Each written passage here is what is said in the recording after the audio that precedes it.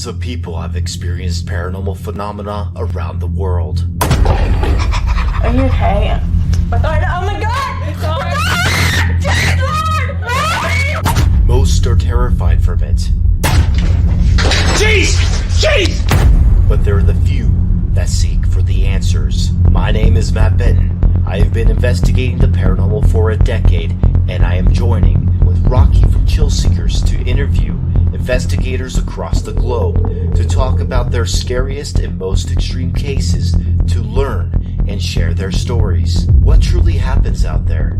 And what is the best evidence they can provide to show the phenomena is truly real? Welcome to Devil's Hour Live.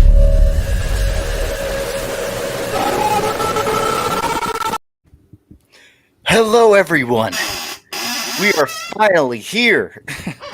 And we got Eric with us at the moment. We also have Rocky from Chill Seekers. I have to say that every time. Hey, how's it going? Because you made it sound like a ring. But I have to say it like that every single time. No, and that's fine. That's where I'm from, so it worked. Well, Eric, he has been investigating for a long time. How long have you been investigating, Eric? Rocky and Matt, thank you guys for having me. I saw this really cool intro just a couple of seconds ago. This really awesome intro, and then it's like, and here's some guy. I think somebody like Nick Groff's gonna appear, something, and it's just there. And here's Eric McGill. Sorry, everyone. To the intro every time, and then just put you. Yeah, like and then whoever the host intro, is. and then in comes this guy. Yeah. So anyway, I've been investigating for like 14 years now. Started off just with a kind of like a hobby, just going out to different places, getting together with friends, using just some digital audio recorders that I bought at Walmart or whatever, and then I joined a local team here and I worked with them, learned a lot from different people along the way. And then I founded Ectovision, a little team called Ectovision Paranormal. And then after that, I moved on to Resident Undead. You guys can see their videos. You probably heard of them, Resident Undead on YouTube. And then I'm currently working with RU Media Network. I'm I want to say I'm like Dave's backup, but basically if he needs some logos designed or something like that, something in the background, he'll tell me what it is and I'll help him out with that. And then we just started our own little video paranormal investigation project. It's called Our Haunted Minds. So I hope you guys at home are listening and are able to check that stuff out because it's a lot of fun to watch, and we do some pretty cool stuff on that. Man, you're a part of a lot of things right now. Are you RU Media Network. What was the reason why you started that out of curiosity? It was you and David, right? Actually, Dave was the one that founded this. And it's funny because he was just telling me about this the other day. He was saying this all kind of started one day when he was looking for a way to integrate parts of the Resident Undead investigations into sort of like an interview style. Let's talk about the things that happened after the investigation. And then it just kind of grew from there. He started getting all these ideas and talking to a lot of people that wanted to be on a platform that would help to promote them, and just it's just cross promoting and everything. And so it just grew into this big monster that it is now. And it's been a lot of fun to see it grow, because I came in even before RU Media Network started growing. It was just still this concept that Dave had was still in its infancies, and now it's grown into this. We're getting great shows. This show, my gosh, look at the production value. It's incredible. And even I on this big screen, I look decent. So I know you're doing all right. I put a lot of work into this, so I could only do so much. So. I just want Keep trying to take a whole bunch of credit. I want to thank Matt Benton, for designing the Devil's Hour logo. I did everything else. Yeah, okay. Rocky, you're a gentleman. You really are. Very classy. Very classy. Well, you also have Our Haunted Minds. Our Haunted Minds is a new show that you started. By the way, go to YouTube channel. It's called Our Haunted Minds. Go subscribe to his channel. He does great work. Actually, I first known you, Eric, from Ectovision Paranormal. This was the first time I was introduced to you. Mm-hmm. And you're a great editor. I just want to say you really are. You're a great editor. That. Well, you're no slouch yourself, man. That intro right there. That's crazy. And also some of the things that you've sent to me before, your production value is among the top, I would say. Well, thank you. That actually means a lot, man. Especially if coming from another great editor yourself. We're already getting a huge amount of feedback from everyone or a lot of people in the messages and the comments. By the way, I didn't tell you, Eric, I think there's a comment section for you if you want to see the comments too on here where you can see other people talking from YouTube, Facebook, everywhere. So it's blowing up. Hi, everybody. Yes, it is. Thanks for coming on and joining us. We're actually going to be going over some interesting topics. It's going to be pretty cool live feed. And that's actually the reason why I created Devil's Hour Live, because what's the most asked questions you usually get as an investigator usually happens from people that are not paranormal investigators, but most people that ask me that are civilians that are not actually investigating the paranormal, I get asked two big questions. What was your scariest location or your scariest experience? And then the other question was... And then the other question was, what is your best piece of evidence? So I was like, you know what? Why don't I make that to a show and talk to all the investigators out there? There's thousands and thousands of investigators. Why not? Let's go in depth with it and talk about it. And I think that would be really cool of a show idea. So I created Devil's Hour Live with Rocky. He's been a friend of mine for a bit now. Like how many years now? Was it 2016 or 2017 when we became friends? It's 15. Yeah, it was 15. Yeah. Oh no, I was in Indiana at the time when I came out in 2016. Yeah. But yeah, it was we have a good chemistry together. So I was like, let's just do this show together. It'll be fun. And so now we got Eric. Well, what happened was Nick Roth, he declined. Zach Bagans declined. So oh my god! I was like, stop making stuff up. so all the cool people said they were busy. I get it. Yeah. But yeah, he was like the fourth one on my list. Just kidding. Well, I'm proud of that. If I'm right behind Zach Bagans, I'm good with that.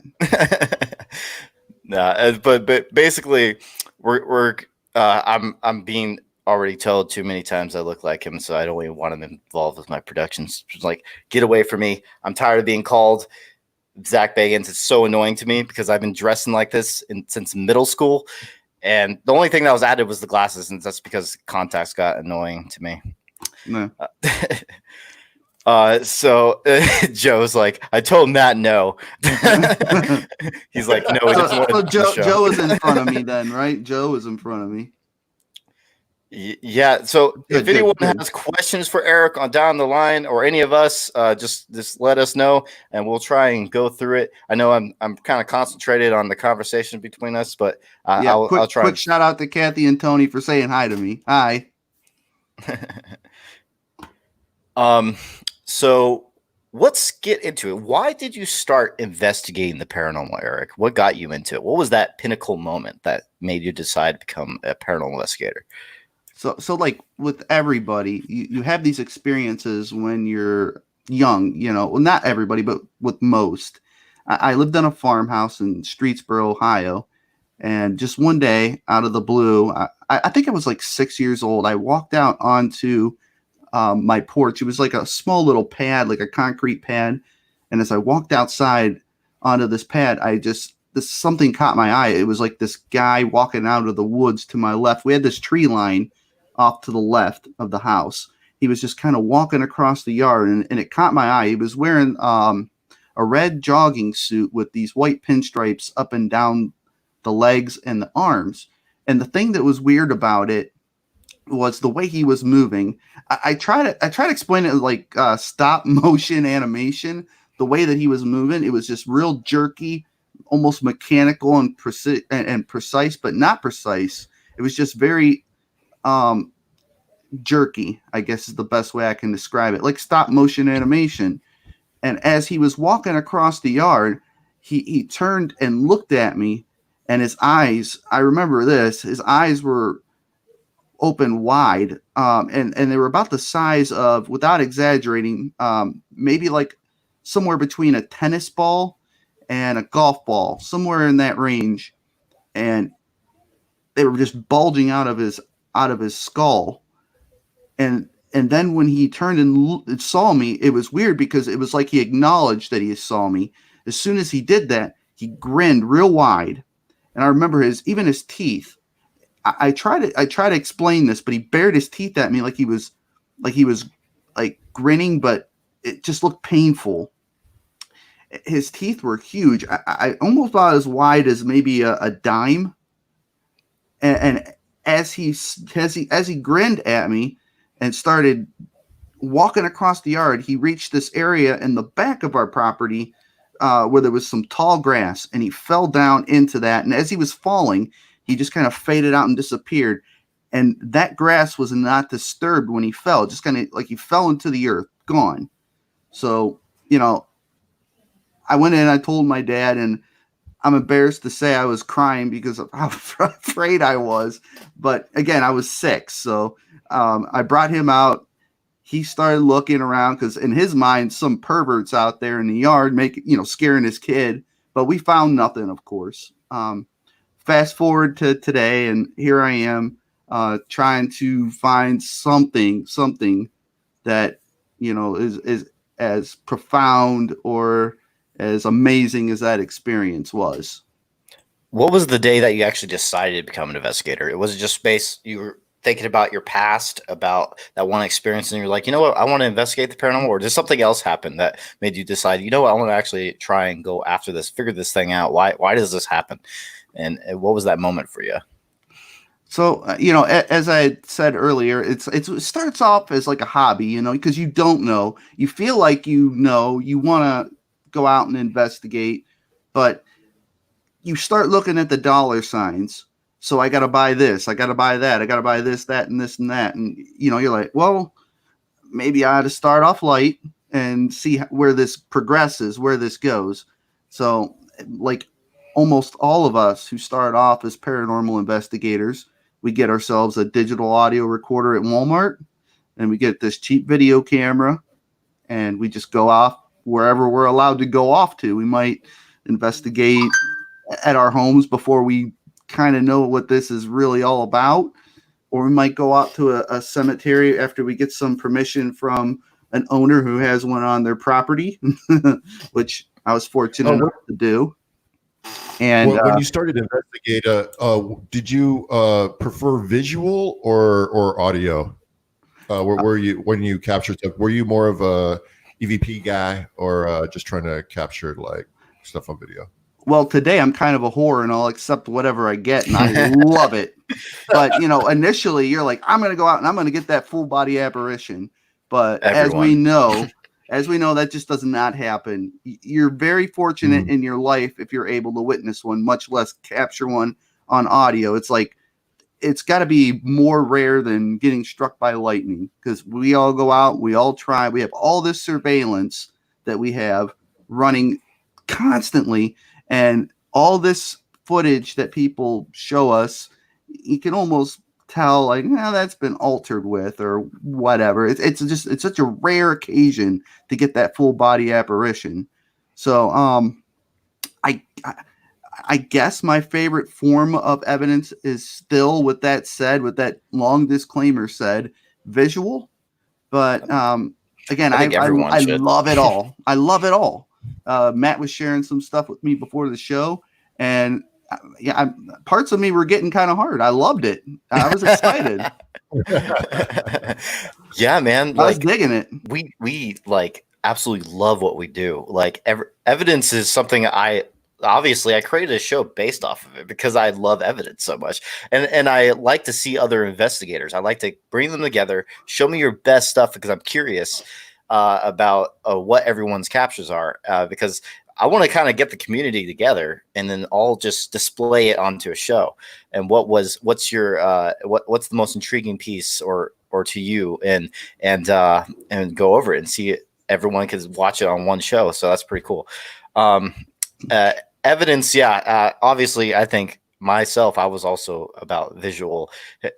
I still to this day, I've been doing this for 9 years. I've captured other things on video, like things moving on camera. Right. But I've never captured a actual full body apparition or shadow person, which really bugs me about the shadow person because that's one of the reasons why I started. It's because of the shadow people I saw when I was a kid. I even got a tattoo of one on me related to shadow people and the Old Wash Show Club. So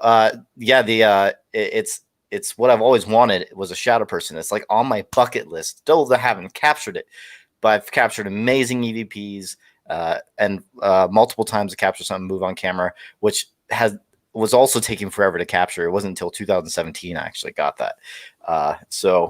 Well, that reminded me of another bugaboo. This one actually hurts my soul. Here where I live right now, what you see behind me, this place I'm currently at, we captured a partial shadow down just right there where I'm pointing. Mm-hmm. And I'm scared just looking at your video right now. Yes, and I don't have the video anymore. Right, let me see right now, right there where I'm pointing. That's where it was captured. You just hurt my soul too. Yeah, I literally cry sometimes. Well, when my computer did crash, it was like, oh, you son of a gun.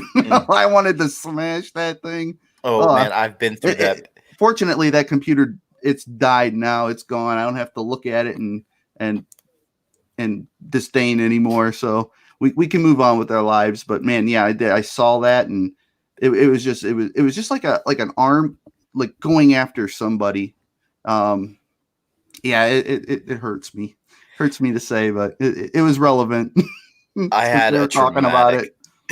Had a traumatic experience back in 2016. So basically I used to be a part of a show called Soul Seekers at the time. I lost all my footage of Soul Seekers. Oh. And I lost I went Dead Man versus Paranormal at Randolph County Infirmary. It was my first location. And I lost all that footage and I captured some good stuff. Like I could say it now since it's not being released. A loud bang that was captured when I was setting up some equipment. Like it was so loud, it like sounded like someone just slammed on something, and I'm in the building by myself. And then another one was like a door slamming shut. It was like crazy what I captured, but it's all gone forever. But I still have the hard drive just in case if technology one day gets better and can recover it. And then I'll make a series of the lost files of whatever. That'd be funny. Mine's gone and gone forever. But man, Shadow, I've always wanted that so bad, dude. Here's the messed up thing, guys. Of that night, that shadow was captured right where I'm pointing, and then the EVP that I sent you guys. So of one of those, that's the one we got to keep somehow. Yeah, that's cool. No, it's not. I mean, the shadow person part. Yeah, it's really cool but it sucks. That I feel that, man. You can keep the shadow guy too if you want. So, like Old Wash Show Club was actually the episode of Soul Seekers was going to be my last episode of Soul Seekers was the Old Wash Show Club, and I was in the middle of editing it, and then everything disappeared, and that really sucked. It would have been episode 7. I got a question. I'm sorry. Have you tried like is that thing still around the house? Oh yeah. Well, Rocky, I don't know. Are you trying to get rid of it or no? Or I never try to get rid of something like that. I don't know. It's just personal preference. And I have spoke to a lot of people about this. Like when I do my when I used to do the private residence investigations and things of that nature. Right. My advice when somebody would want something to be gone, my first initial suggestion would be to ignore it. See, here's what I believe part of the problem is with people in their homes is they initiate that communication. They'll start seeking it. You know, you start driving up this conversation, and then all of a sudden you on your end, you get tired of it, but they're not done talking yet. So they want to keep that going. They want to continue. We also believe that sometimes in my last relationship. Yeah. Yeah. Sorry. One and done. But do you know where it came from? Like, was your house haunted prior to you doing investigations, or do you feel it came from like somewhere that you investigated prior? This is my personal belief. I've lived where I live right now for about, let's see here, 10, 11 years, I think. But initially I lived downstairs. This is like a 2-family apartment. It's like a big old brick building split up into 2 apartments. So there's a downstairs and then there's an upstairs. Well, I lived downstairs for about 4 years. During that time, people would come downstairs and ask me, "Hey, you know, this is kind of weird, but does anything strange ever happen down here?" And I'm going, right. I know exactly what you're talking about, but no. So I give them that look, you know, like they got a third eye just so that they keep talking. I go, no. And they're like, oh, okay. And I'm like, so what are you talking about? And then they go into it. They're like, yeah, this happens, that happened. And I'm going, as soon as I can, I'm going to move up there. So, and that was over time. Like initially I'm just thinking, you know, there's people moving in and out all the time and they're getting used to the sounds of the building and all this. But, you know, eventually the last person, she moved out and I heard somebody upstairs walking around when I knew nobody lived there and nobody was up there. And I was like, that's it. I'm going up there. So I've been up here ever since and having some pretty cool experiences. Oh, that's cool. I was going to say, as far as like, you know, you said you've seen shadow people. How about as anything scratched or harmed anyone where you're at? Where I'm at? Well, actually, yeah. Matt Benton knows the one guy, Marcus. And this happened to him twice. This is hilarious. Marcus. I know Marcus too. Yeah. Okay. Marcus so Rocky, you know Marcus. And when you hear this story, you're going to be like, yeah, he got what he deserved because you know Marcus and he deserves all the bad things. No, I'm just kidding. He was walking down the hall, you know, running just yep, as Marcus does. And I saw this screw just fall down and hit the floor. And he said that it flew and hit him. And I was like, oh, wow, that's amazing. Like nothing, I've never had anything thrown at me as long as I've lived here. And I think it was maybe like, and Marcus could probably tell you, it might've been like 4 weeks later. He was back here again, walking down the hall again. And this time I saw the screw, and I don't even know where this thing is getting screws at. Like where are they coming from? This thing flew across the room. I saw it in midair and it hit him and smacked him and it hit the ground. And he starts yelling, oh my God. Did you see that? It just flew and hit me again. I was like, yeah, that time I did see it. Literally I saw it in flight, hit him and it fell right on the ground. So, but that's not really hurting anybody. It's just physical contact. So, as far as getting scratched or anything like that, no, I haven't seen anything, that's been dangerous. You never seen not here. Oh, okay. I was gonna say, but that's an awesome experience, dude. Yeah, for here, yeah, I think that was pretty cool. But nothing here has ever been malicious, at least not to me, or that I've heard from anyone who's lived here prior or anybody who has visited me. It's always been kind of just, oh, that was weird kind of experiences. What would be your most extreme case, like the one that it was pretty frightening to you and maybe the crew? What would be that one, out of curiosity? So, that's kind of a difficult question, because sometimes your most terrifying experience involves someone else's experience. True. I remember the first time that I was at the Licking County Jail, and I was doing an investigation, and my teammate at the time, Amber Wellman, she had this experience where she started feeling a pain in her chest. And a little bit of a backstory to this is that on the second or third floor, on the what do they call that side of the? It's right when you first walk in. You just walk up the stairs. There's this area. It's like the ward. They call it the warden's room. This is where all the sheriffs, or the sheriffs. I'm sorry, the sheriffs something. There had literally been like 4 sheriffs in this room that had died of heart attacks. But we had just investigated that room, and as we were leaving the room, Amber started to experience chest pains. And she started crying, and she was grabbing her chest, and she had this shortness of breath, and she fell to her knees. And to me, as somebody who's not sensitive like that, I was freaking out. I was panicking. I was like, I didn't know what to do. I was just standing there like helpless. I couldn't do a thing. So that terrified me.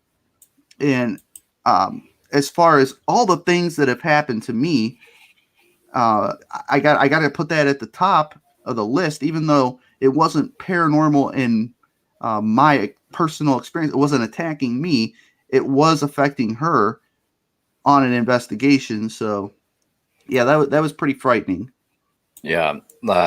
It's interesting. It's adrenaline. Like, my adrenaline was pumping the one time where someone literally got knocked out cold, knocked out on a case of mine in 2013. It was like Eric. He was his first time doing a real investigation, and he literally started snoring. That's how bad he got knocked out. And Wow. Yeah, it's on my YouTube channel. By the way, subscribe, Devil's Hour Productions. Productions. It's on my YouTube channel. It's called the William Heath Davis House episode. Kind of cringy because, like I said, it was 2013. I was very young. And also I was putting things in it that today I don't think is paranormal. So, but basically, yeah, that was very interesting. My adrenaline was pumping, like my hand was shaking because I was like, okay, this is serious. But at the same time, I didn't know if he just had a medical issue and he passed out. But I talked to him about it. He says that's never happened to him before and stuff like that. That's what he's saying. So I don't know if it was a medical issue, if it was paranormal, but he believed it was paranormal for what Eric told me. So that was very interesting. So Kathy Santori always says this about me, and in the comment section she says ghost women love. She means love Eric. I gotta ask what that means, because if there's some form of woman out there that loves me, I have to get involved with that. Which question? Yeah. So up at the top. Can you show? Are you able to click on it and show? I don't know how to do that. Okay, never mind. Okay, well, yeah, I can click on it, but I don't know if it'll show it. Yeah, it doesn't show it. Okay, that's me. I guess I have to do that. Damn it, can't find it. I wanted to show the comments for the people, whoever's commenting. So basically, when I see it, I will click like this for. Here's David. I'll just show David's right now. Ghost love for Big Daddy. That's awesome. But yeah, Kathy says that. She said I see that it. I see it now. me at kind of see this at. She's very sensitive, and she has certain abilities, and she's kind of picked up on how some of the female presence there might kind of gravitate towards me. I don't know. I don't feel it, but I actually confirmed that one day when I was at Madison Seminary. I was filming for Our Haunted Minds before anybody got there, before any of the Mad Crew, before Adam, before anybody had shown up. I think Tony showed up later. Tony Santori. He was down in the main lobby area. So I was way up on the 4th floor, and I was waiting for my good friends April and Ashley to get there so that I could film them for an interview that we had planned. And I was up there filming, just I set up my camera rail. I was having a blast, and I was expecting April to be there first. So I heard this voice call out, Eric, and it sounded like April. And I was just like, well, she knows where I'm at. I'm just going to keep working. By the time she gets all the way up these stairs, I'll almost be done. Then we can start setting up some shots with her. I'm waiting and I'm waiting and I'm waiting. Tony, I'm waiting, and she never came up. So I'm like, well, crap, I'll go down and get her. I went all the way down there, and the door was locked to get back into the main lobby. And Tony Santori was in there, and I'm knocking, and I didn't know he was in there. And he opens the door, and I'm like, hey, Tony. And he's like, somebody locked the door on you, dude? That's because that's how he talks.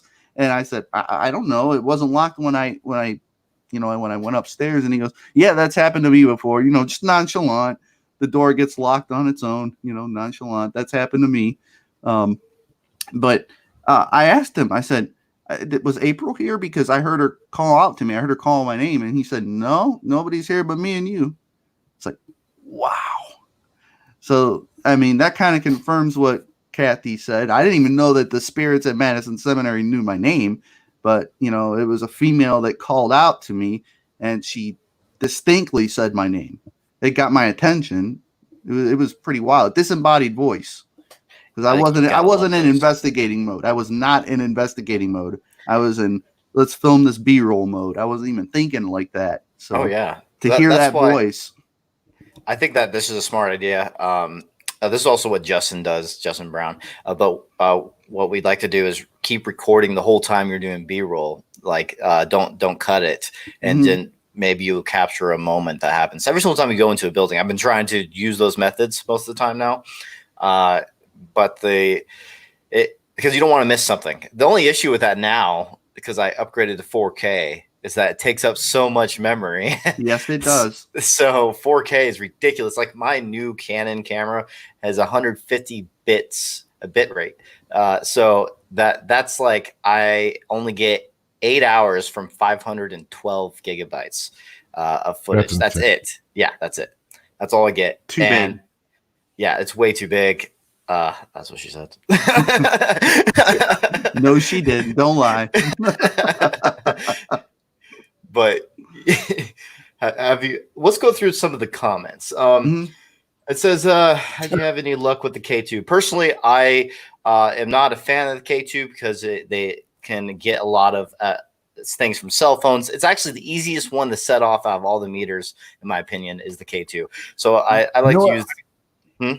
I agree with that because like I've always used like as far as like EMF detectors, right? And the K2, it just seems to be more sensitive. Now I had this thing called a ghost meter when I was first starting out. Okay, raise your hand, paranormal investigator, ghost meter, right? But that thing went off like only at like 3 of the locations that I ever investigated, and I put more faith into that than I would a K2 meter. So I agree with that statement. Yeah. I never had a ghost meter. They're cheaper than the K2, but my first ever piece of equipment was these 3 things: a voice recorder, and actually 4 technically, because I had 2 cameras. It was a flip camera. I don't know if you guys remember those back in the day, the 720p flip cameras. And then I had a K2 meter. Was my first ever paranormal piece of equipment, even though it wasn't designed for the paranormal. That was my first voice recorder and those 2 cameras, and also this flash camera. And that's it. That was what I started with. Very cringy days back in my Paranormal Extreme Crew days in 2011. I was 16 years old. Don't judge me if you go watch that stuff. We all got to start somewhere, right? Ah, man, but 16, I go back and look at stuff that I did way back when, and I'm like, oh my. I learned quite a bit. Like even from Soul Seekers, I'm like, when I watch Soul Seeker stuff, I'm like, why did I say that? Cringe. I'm I'm getting better and better in editing. Back when I first started, I wasn't that good at editing at all. Like you could see progression. I didn't consider myself a good editor at all until more recent years. Yeah, you do. You get better with practice. You beat yourself up too. A All lot the of times time. you're your own worst critic. So Oh, I definitely am. Like, I give wish I me. could take back all my orb footage. Yeah, like for me, like I had like Soul Seekers had some orb footage that I was thinking was paranormal back then, but I actually think it's just dust. Now, I did capture a couple interesting ones, which was like one I actually reacted to it going into me, which was kind of weird. Like I Mhm. literally, you just see it and it came into my head, and right when it came into my head, I closed my eyes because I actually remember this moment. I closed my eyes because I felt like something came into me. So that was a little weird. And then it could have been coincidental. But then there was another one, two of times at the William Heath Davis house. Actually, what I just spoke about was also at the William Heath Davis house. And then I caught an orb appear at literally the exact same time a EVP happens of some kind of weird sound I've never heard before. This only happened twice. And then I did it in another investigation in 2017. It was a client investigation where I heard a swish sound right when an orb appears. And even though it looks like dust to me, it's just very weird that sounds happen at the exact same moment that it appeared. So it makes me like keep thinking, I don't know. It's just the only issues with orbs, you cannot it cannot validate it's real. It's a paranormal phenomena. And so if there are orbs out there, it's hard. It's like a piece of, I say this very loosely, piece of evidence that that isn't valid enough for most of the time of my work now. So I don't even put it in most of the time. I just leave it to the viewers, the ones that do believe in them, to see what they thought about that. Because I do think it's interesting that a sound appeared out of nowhere when it happened. So absolutely, I think it's important to share that when it's accompanied with something. So if it happens in tandem with a device going off, or you capture an EVP, me personally, I think it makes it so certainly nothing with the paranormal is absolutely validating, but it does help to validate in a sense what you captured. If you do see some kind of translucent ball, be it dust or a bug or whatever, if it's accompanied by an EVP or an EMF hit, it's kind of interesting. I gotta say, I don't think you should just toss it out and forget about it, because nothing that we capture is absolutely definitive. I agree 100%. And it's like what we're doing, guys. Like a lot of it's just like a pseudoscience. We're like trying to figure things out. We're trying to understand it more. We're trying to find ways to validate more. Like EVPs, we found out a way that can validate the phenomena actually existing. It's just way more rare than people think. Like if you could capture it onto one audio device and not the other side by side, that's more validation that one device is capturing the audio and the other one isn't. So that's a little weird, and it's rare, but it's happened a couple times now. I've captured it. Justin Brown's captured it. It's pretty amazing. And it's definitely interesting. It piques my interest in like, okay, how did this only come onto one piece of audio, but not the other? It doesn't make sense. It's a phenomena.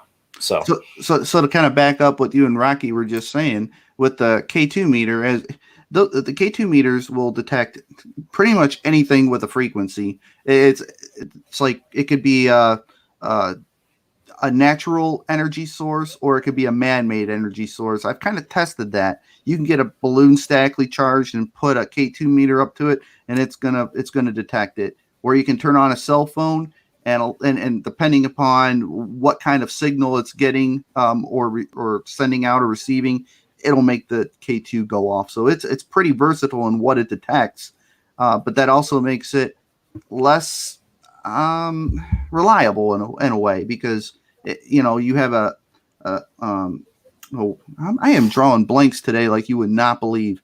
no problem. A walkie-talkie. There. Yeah. How could I not think of walkie-talkie? Oh yeah, walkies will Those set will off they'll make them go off. Yeah, it's annoying when you have a millimeter or of some kind, and Yeah. the Mel just goes crazy because your walkie-talkies are annoying. But there's also, I would say, if you're going to use an EMF type device, I recommend a tri-field or the EDI Plus, because the EDI Plus actually is about 10 milligauss is about the level it has to be at just to make it go off. So that's a lot of EMF. And if you're trying to get a reading, and I recommend EDI Plus as being stationary, so you get more better results. It's just something phenomena related. So if you're going to capture a big spike of EMF like that, that's more interesting because every investigation have our phones on airplane mode or turned off is what we do. And so if you're in a building where you're not turning on any other electronics or anything, and all of a sudden you get a 10 milligauss spike, that's weird. So I definitely recommend the EDI Plus if someone has it. And also the thing about the EDI Plus that's different than the original EDI is that this one can record the data. So you put a SD card in it and press record, it records the data. It's really awesome. And it's something I definitely recommend being used more in the paranormal. Collect your data, people. I also like the Paranology stuff, like the Periscope 360 and anything that they make, because I think they're pretty much looking for that kinetic natural energy source, the EMFs from that. And they work good too, as long as you're getting your interaction. They seem to work pretty good. I personally like them. So yeah. Just a quick shout out to Jeremy Jones, and if anybody wants any type of paranology equipment with the good deal, be sure to hit up Rocky. Thank you. I'm going to go through some of the comments. If there are any questions that anyone has for Eric or myself, any one of us. Actually, my favorite paranology equipment, I would say, is the Periscope. That's the one I think I use the most. So, yeah, I like the Periscope 360. That's pretty sweet. I've never used that, but it sounds like the app. Periscope. It's actually a static detector. Oh, actually, okay. Yeah. The one issue I have about the static detector, because I know what you're talking about now, is that we can create that a lot when we're walking around. And so I recommend being very still when you use that device, because Rocky and I did an investigation together, and it was going off like crazy every single time we moved on the carpet or whatever. And then so you have to be stationary if you're going to use that device to valid. I just don't like devices with a lot of false positives. I try and stay away from them. Like SLS has a lot of false positives. Sure does. And that's why I don't like using them either. So I'm kind of staying away from those type of devices. Like when I did this documentary called the Harrisville Haunting, we came in a group of different YouTubers of the paranormal. So I was more open to their investigation styles, and I didn't really say anything. I let them do what they like to do. But me personally, I'm not a fan of the SLS and also the Periscope because of setting things off. Unless you stay still. What about the Kinect camera? That's the same thing as an SLS, basically. Yeah, it's basically the same thing. So it's actually a cheaper version. Yeah, I was gonna say. Okay.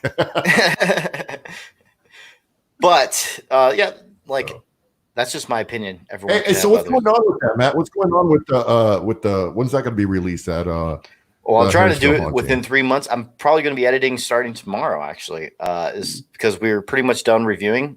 We're almost there, and the editing is finally going to take place. It took forever to review, especially when you're working a full-time job. It takes forever, and then you're tired after work.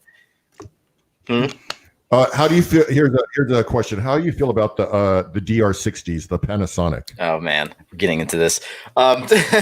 Personally, I think I'm reading the comments, man. I'm for the people. Okay.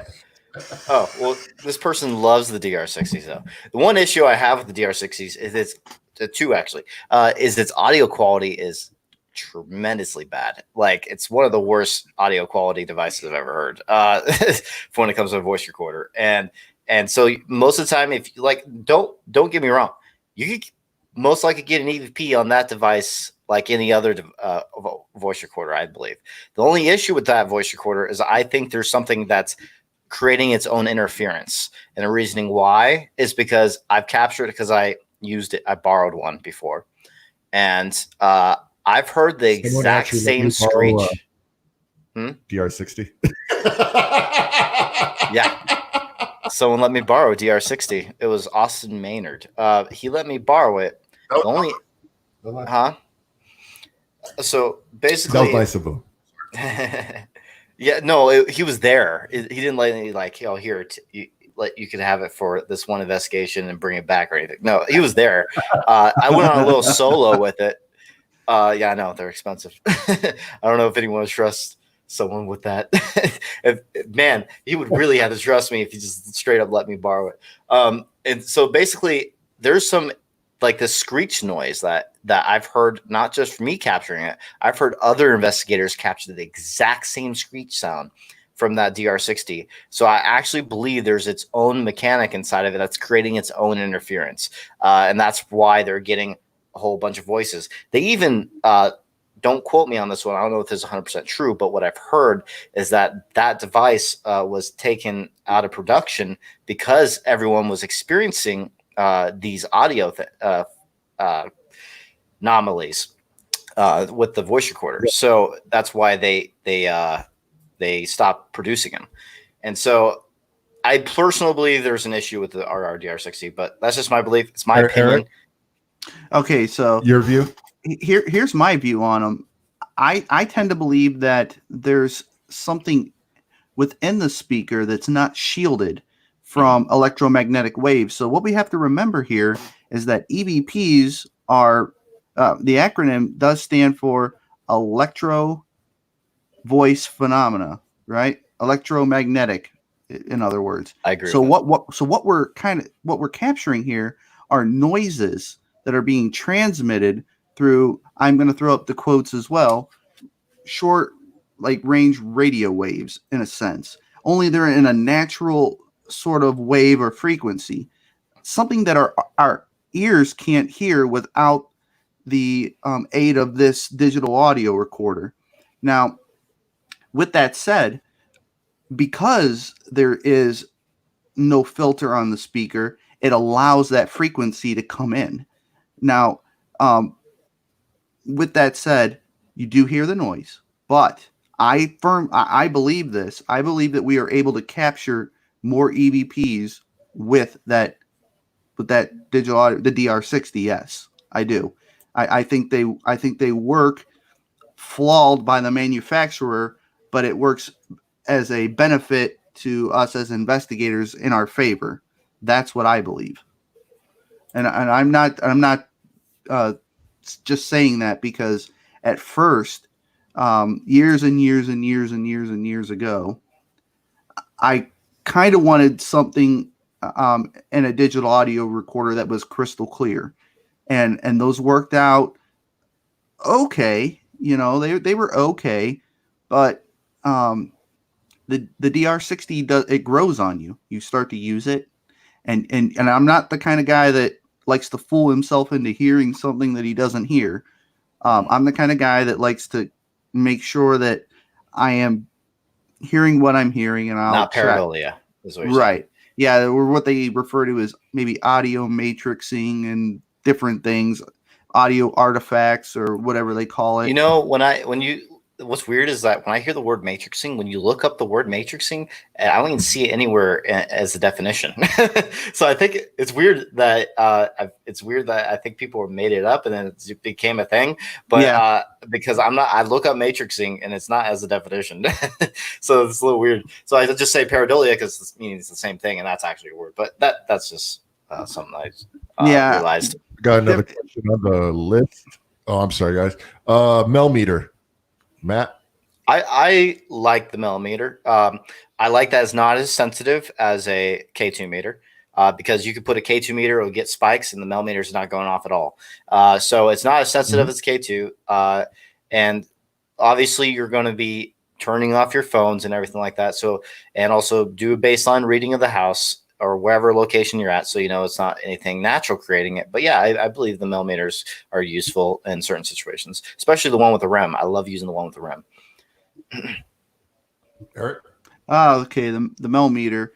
That is a fancy K2 meter. It detects depending upon which one you buy. The one that I had, it was still pretty much just detecting the man-made energy that you go up to a power box or something. it'll give you a reading off of that power box to within, what was it, a Gauss point something rather, something like that. But so it's highly accurate, but it's only detecting, I believe, the man-made sources, which are the alternating currents and not the direct currents, is what you'd want more than likely for a paranormal investigation. Again, unless spirits are able to tap into these man-made energy sources and replicate it somehow, or channel it and use that for energy. It's hard to know how the paranormal works. So I don't want to stand. Good. They also built them with the REM. Do you feel that would give it more of a positive with the REM attached to the device?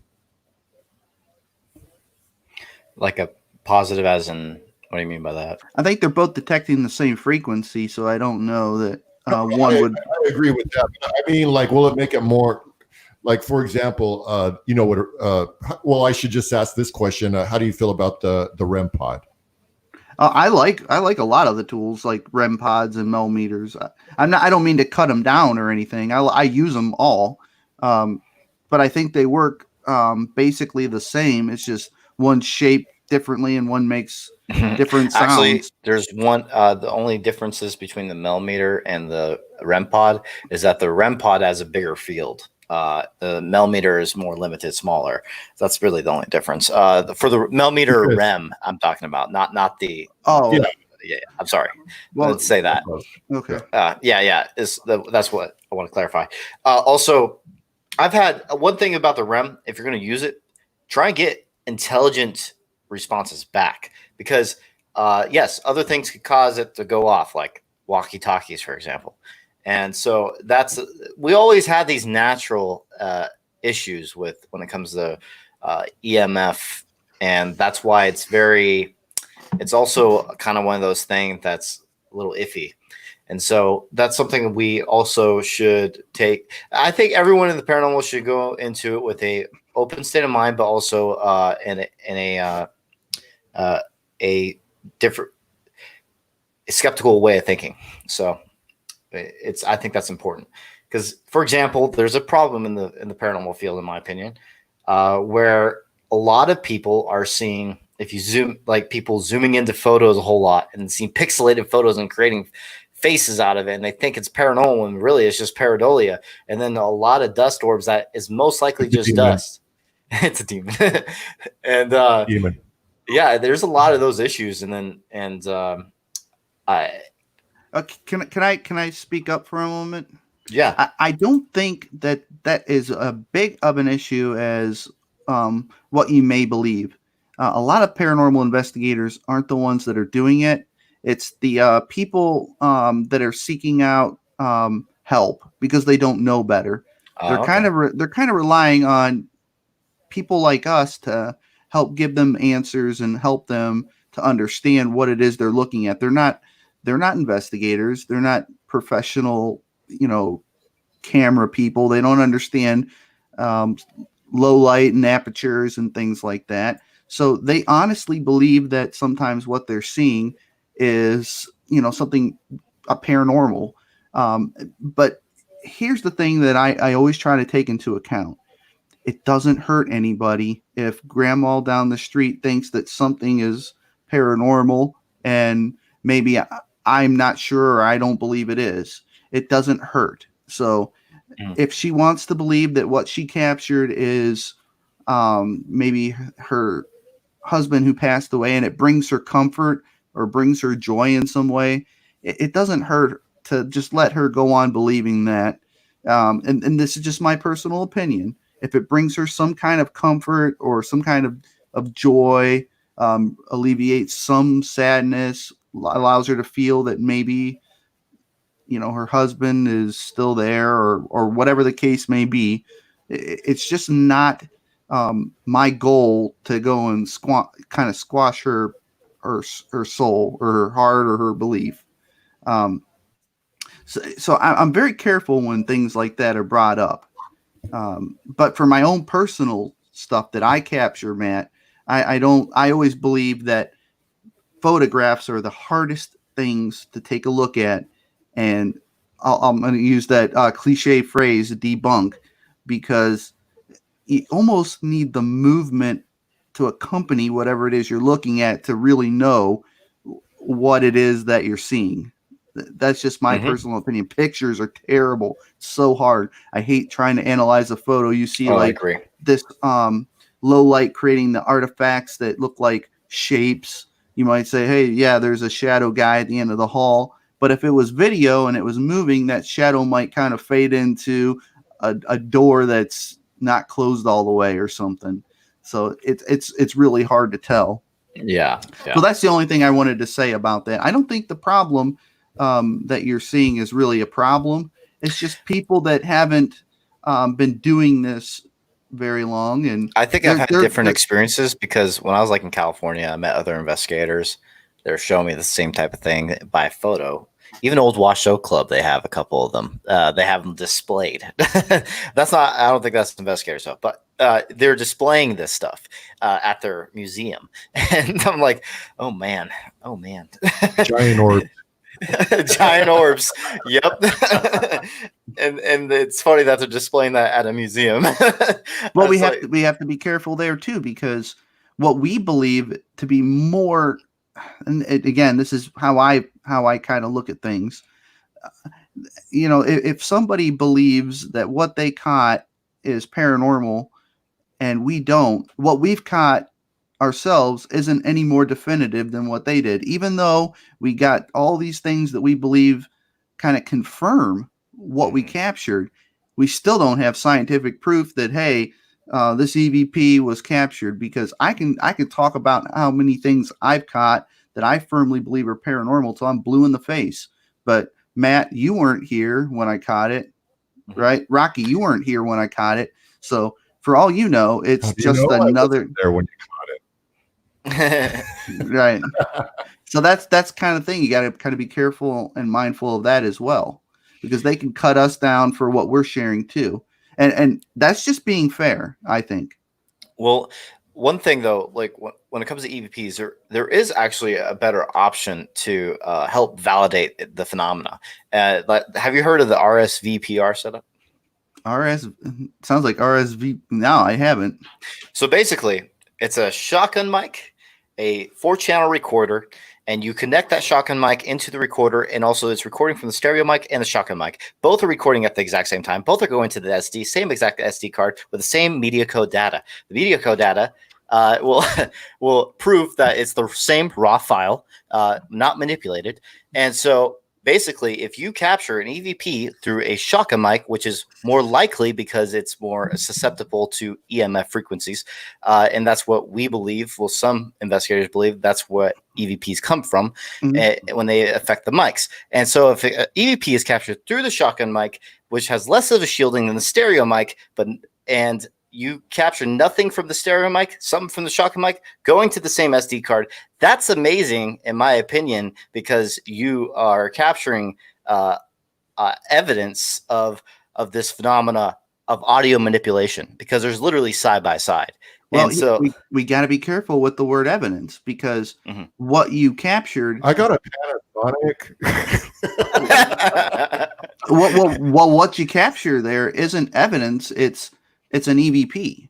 Evidence is proof of something, and all we've got proof of is that there's audio. Validation is what I should say. More validation. Yeah, I mean, I try to stay away from words.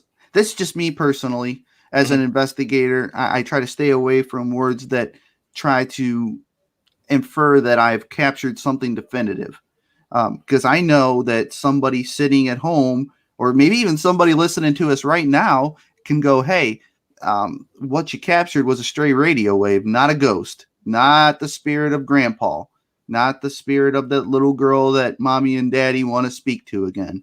You're just giving them false hope. So I'm sympathetic to that. And I try not to say, yeah, here's your granddaughter's voice or whatever, because what we have, and we can actually prove this. And I believe I've done this before, is broadcast the short range wave and captured it onto an audio device. We know that you can capture stray radio waves onto digital audio recorders and other devices. which is the science. This is a real. That's the real how I would define the real term, scientific way of explaining how EVPs are captured. Yeah. What's harder to explain is if I say, "What's your favorite color?" and the voice comes through and it's blue. It says blue. We didn't hear it. Those are the kind that are very compelling to even those skeptics that say you captured a straight radio wave. Yeah, I agree with that. To be fair. And also, you could actually your belief with the DR60s. You could actually test out your theory if you want. You could probably literally plug in to the SB7. Let's go with that SB7. Plug it in to just a wire so you don't hear it. Mm-hmm. Put it next to it. Our DR60. Put it right next to it. See if it's getting a lot of weird things happening to the audio. I think that's a good experiment to try. Putting the SB7. And thank you for that. I've been thinking of cool ideas and experiments to try on our haunted minds. So actually, yeah, that was something that we were kind of toying with, is an interesting way to utilize the DR60 that hasn't been done yet. And I kind of like that. We might go with something like that. Awesome. Yeah, I think that'll be an awesome experiment because I don't have a DR60 on me. Way too expensive for me to even test out. I'd rather just buy a very expensive audio piece of equipment. Like I want to get a 360-degree mic is what I want to get. Recorder, I should say. I want to get one of those. So that's probably my next one. Like a Zoom. Yeah, the Zoom one, the new one that came out in 2019, I believe. The new Zoom. Yeah, it's a new Zoom. Okay. I'm sorry. You keep on fading in and out like on my side. Oh, am I? It's like, oh, I didn't know. Yeah. That. Oops. Okay. Yeah. So let's go over some of your best, in your opinion, your best piece of evidence. I know a lot of people come on the show for this reason too, or they're just coming on for you, Eric, because you're so cool. Well, I think we kind of lost them with our equipment. Geek stuff. talk. Yeah, we're geeking out. We're nerding out over here, guys. I'm sorry that you had to go through that. It's painful sometimes, but it's funny when you find someone else that you can connect with and understand you. So it's more fun that way. But we got kind of deep into that. Now let's go into, in our opinion, Eric's opinion, best piece of evidence he's captured. I've seen a lot of your episodes, and there's Monroe House, so there's a couple of good ones I remember you capturing. Yeah. But you have 3 that you chose and sent me. So let's go over that. Which one do you want to go over first? Let me share the screen. Well, we actually touched on one of them a little bit earlier. Not when we started to. Let's go to the one about my house. Was that Residence B or? Yeah, Residence B. Let's do that one first. Okay. And here's some embarrassing production value that got better as time progressed. Don't worry, I have that stuff too. Yeah. Okay, so I want to play it from here. And skip here.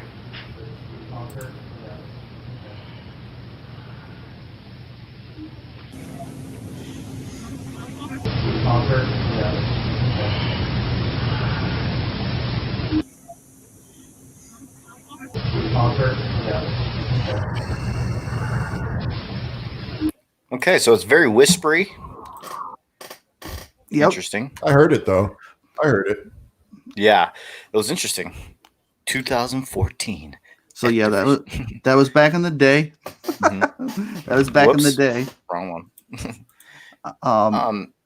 So a little bit of a backstory on that is that I had some experiences here in the house, and I wanted to do a little investigating to see if I could maybe capture some of it. And we did. We captured quite a bit. But that particular clip that we just played, that was in my bedroom. That's the room directly right over here on the other side of that wall. And I've had some really profound experiences there. Some that I have not captured. Most, I would say, that I have not captured, just to clarify. That was just one we set up a camera in there and we're like, hey, let's see what happens. And I've actually heard that voice with my own ears. And it sometimes it is whispery like that. So it'll fill the room. You'll just be in there and you'll hear it. she and a lot of the psychics and sensitives that have come through my house and my apartment here, they say that the spirit that's here is a female. Mm-hmm. So the guy, a little bit of a backstory. This house was built by a guy who built this for his mother. Now, she lived downstairs and he lived up here. So I don't know why she would be up here. The psychics that have come through have said that she likes young men, not in like a weird way. It's just it reminds her of her son. So the women that have come here are not always as welcomed. And the men that are here are generally treated a lot better. So I guess I fall in that category as I qualify as a man in this case. So that's a little bit of a kind of a backstory on that. Good. So you qualify as a man. In this particular case, I qualify as a young man. Oh, these days you don't really know. Just kidding. Well, yes, what was I going to say? So basically, that was at your location. That's why we share that one. That one isn't like your best ones you were saying, but that one's one that reference where he lives. The best one, darn it, it got lost on my hard drive. It was that shadow. Shadow. Yeah, it was like a partial shadow. Yeah, it was at the end of the hall, just right there where I was pointing. Investigator on my team at the time, her name was April. She's never listening when I'm on, but she walked in from my bedroom into the room. I don't even know what I call it. It's just an extra room, and it looked like an arm kind of went out after her, just right there. That's so cool. Too bad you don't have it. That sucks. Yeah, it does. It does suck because that was one of the things that I was hoping, because the day that I moved in, my dad was helping me in that room back there in the other, where I'm pointing, and he happened to look up and he saw a shadow, and he said, just really seriously, and this was kind of out of character for him. I remember we were putting down this foam mat so that we could bring my weight bench in, and he said, did they tell you anything about this place when you moved up here? And I said, no, why? And he said, because I just saw a shadow figure move across your hall. And I went, oh. So I was already getting excited, like I'd made the right choice. I knew I'd made the right choice. I didn't see that one. Huh? Oh man, it's really neat. It really is neat. And I was literally raised by him, it feels like. And it's weird. I wouldn't classify my place as being more haunted than, say, Monroe House or Madison Seminary or something like that. But enough things happen here when you're here all the time by yourself that you do get, you do experience a lot. And as Rocky kind of was talking about earlier, he said, I think he was kind of inferring this or kind of alluding to this. He said, like, why did you move up here? And my simple, and it's not really simple, but my simple answer to that is that we go through life every single day. We all go to work. We all do this. We all do that. We all do the same things, but only a few select of us, the lucky ones, get to have these paranormal experiences. Yeah. And I didn't want to go through life and believe a certain way or not be able to at least put myself in that position where I was able to experience this stuff. I thought that I'd be cheating myself. Life is short. I want to try to get those experiences while I can. We all spend most of our time either sleeping or at work. We only got this short little window where we get to experience life. That's why I did it. Yeah, like I said in the beginning of the intro, there's a few of us that want to seek for the answers. And a lot of people are scared of this, but for us, we're like intrigued. Like this grabbed our interest. We're stuck. Like it's kind of like a drug, even though I don't do drugs, but just referencing that it's like you're hooked. It's an addiction now. It's basically what it feels like, and I can't ever let go.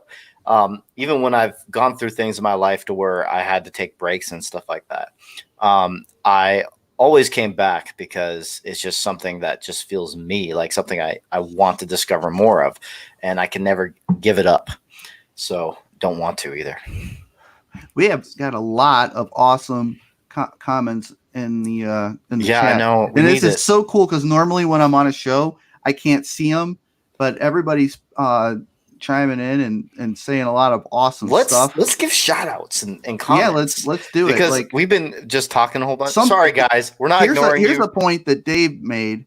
A lot of what we're doing, and this is kind of going back to what I said, is trial and error. So every time we try something, we don't know if it's going to work or not. These new tools come out and we don't know. We're trying it. We're trying to figure things out. That's a big part of the reason why Dave and I are doing Our Haunted Minds. We want to try a lot of different things. People are telling us things that they've experienced, and what Dave and I are trying to figure out is ways to maybe test those things and help bring some validation to those people. But another big part of it is we want to try to inspire the younger generation, because, you know, I think that even though you're pretty young, Matt, I think I'm getting old now and I'm starting to run out of ideas. I need some of these younger, smarter people that are more, I guess, familiar with technology that's newer and stuff, to try to maybe start creating some new devices and, you know, let us test it. Let us field test it.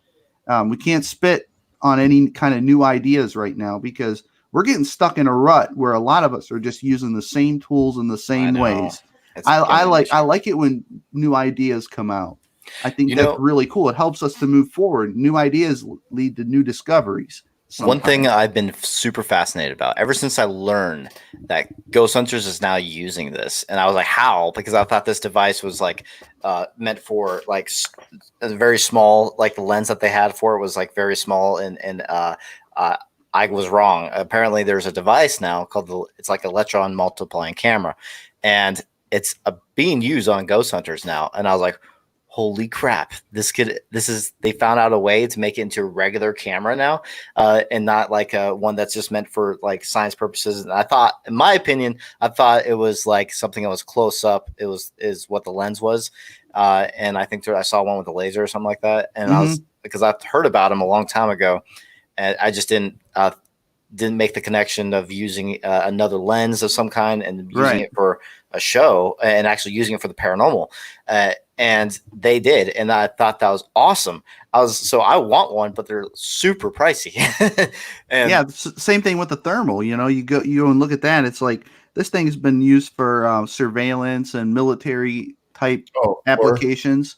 Yeah. Just one of those things. They're so validating.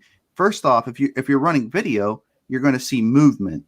Then you're going to get to see temperature. Then you're going to get to see shape, and then you can also then kind of deduce distance from the camera and speed and all sorts of different things. You think about that. That's even more of a defining way to share video. It doesn't look as pretty as your 1080p or 4K IR cameras, but if you're interested in trying to show people something that could be potentially paranormal to raise awareness, like thermal's pretty solid in a sense. It's speaking of solid, the thermal, a lot of people don't know in the paranormal field that thermal only shows contact temperatures, surface temperatures.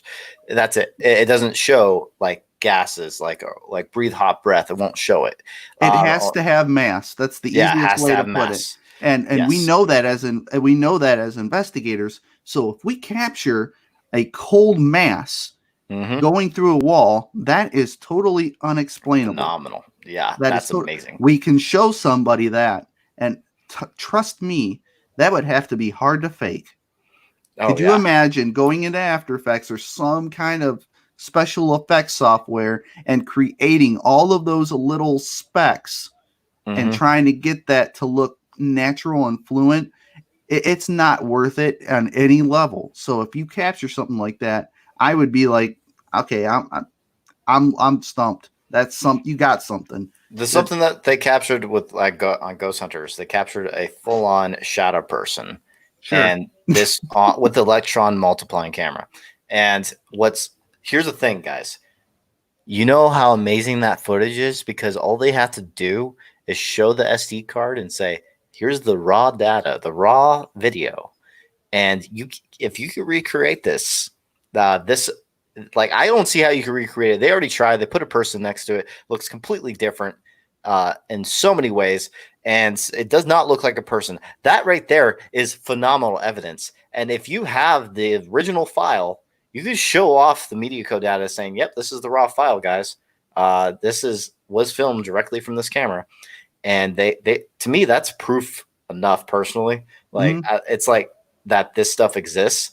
I don't know why the science community does not take this as such a big deal when this is like anything else, like millions and millions of people are seeing this stuff. And I'm talking about like for this whole virus thing that's happening.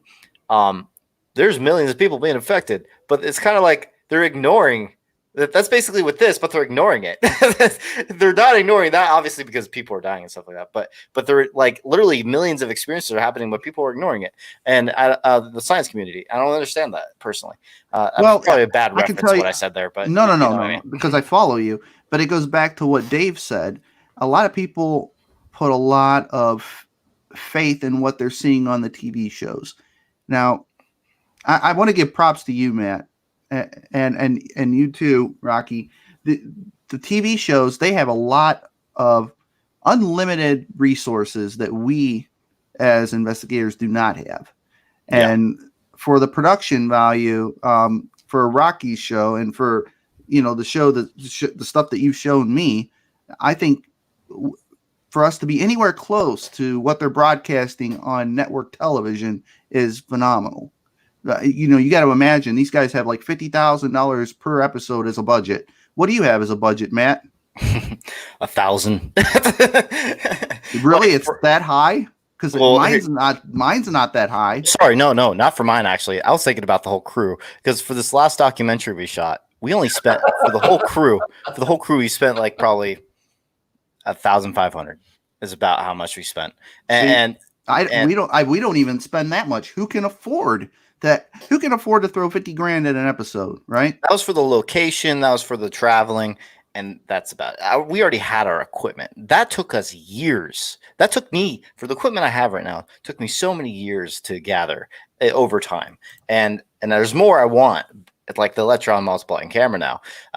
And also the 360-degree microphone, the mic that I really want. And so there's stuff I want. Chill Seekers, how much is their... What's their budget? See, that's what I was going to say. It's got to be just under $50,000, right? Listen, it's not even about the budget. It's just the validity of the equipment. Like there's things out there that they have that, like for example, Ghost Ark came out, and I don't even want to get into Ghost Ark, but like stuff that comes out, and there's what Matt was talking about, like so many false positives.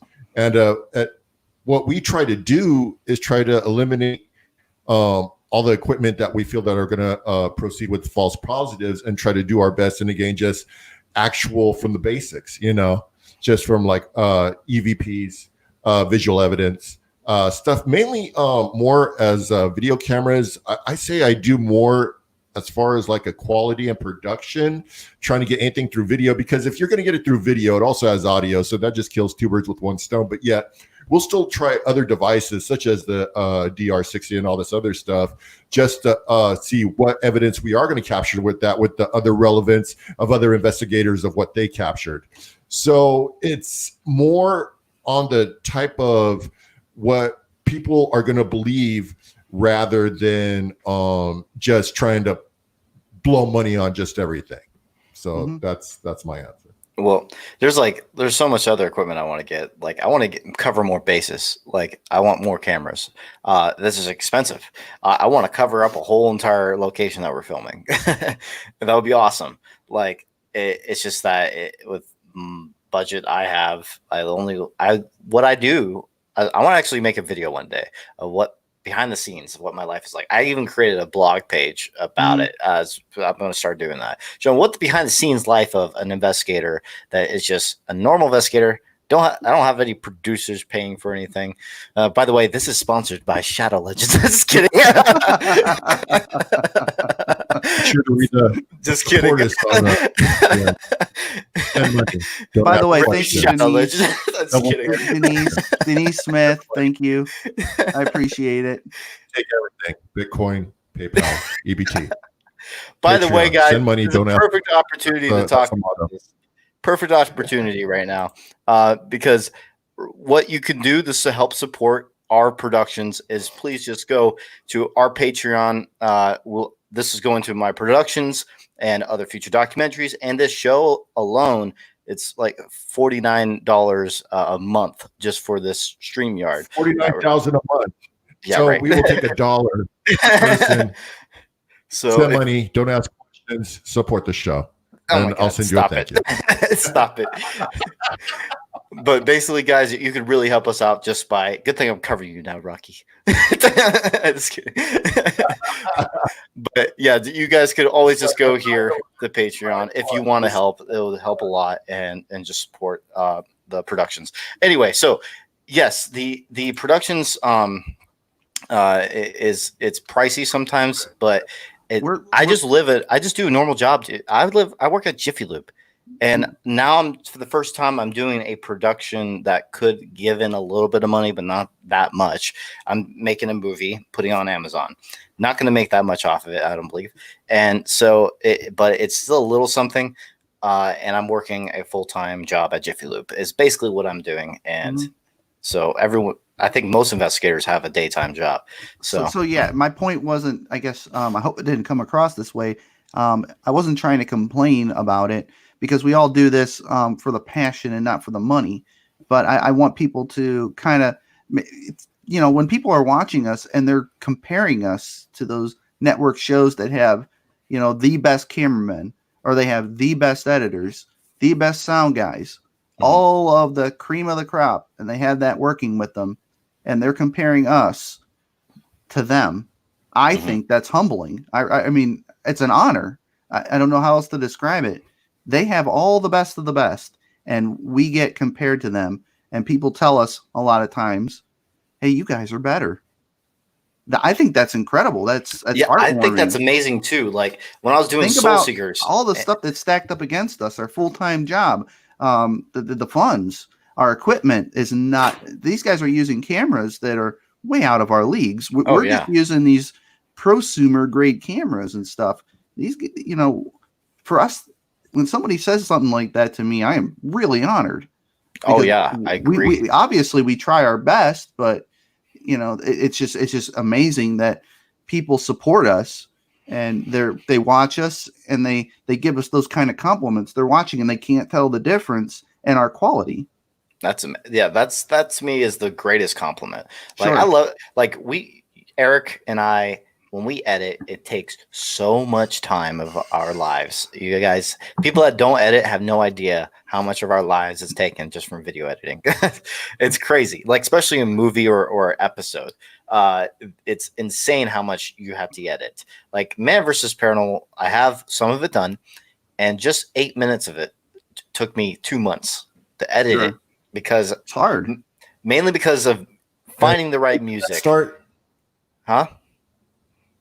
What year did that start, Man vs. Paranormal? Oh yeah, I know, 2007. At the end of 2007. But guys, there were some legal issues, and now I am having ideas to take care of it. But right now, I'm working on the Harrisville haunting, and we're going to be working on that. It's pretty cool. Listen, I just want to say something real quick. I know we're here talking about production value, and then as far as money being put into everything, and everything has to go with that. If you're an investigator, don't worry about money. As far as all you got to do is just use the basics.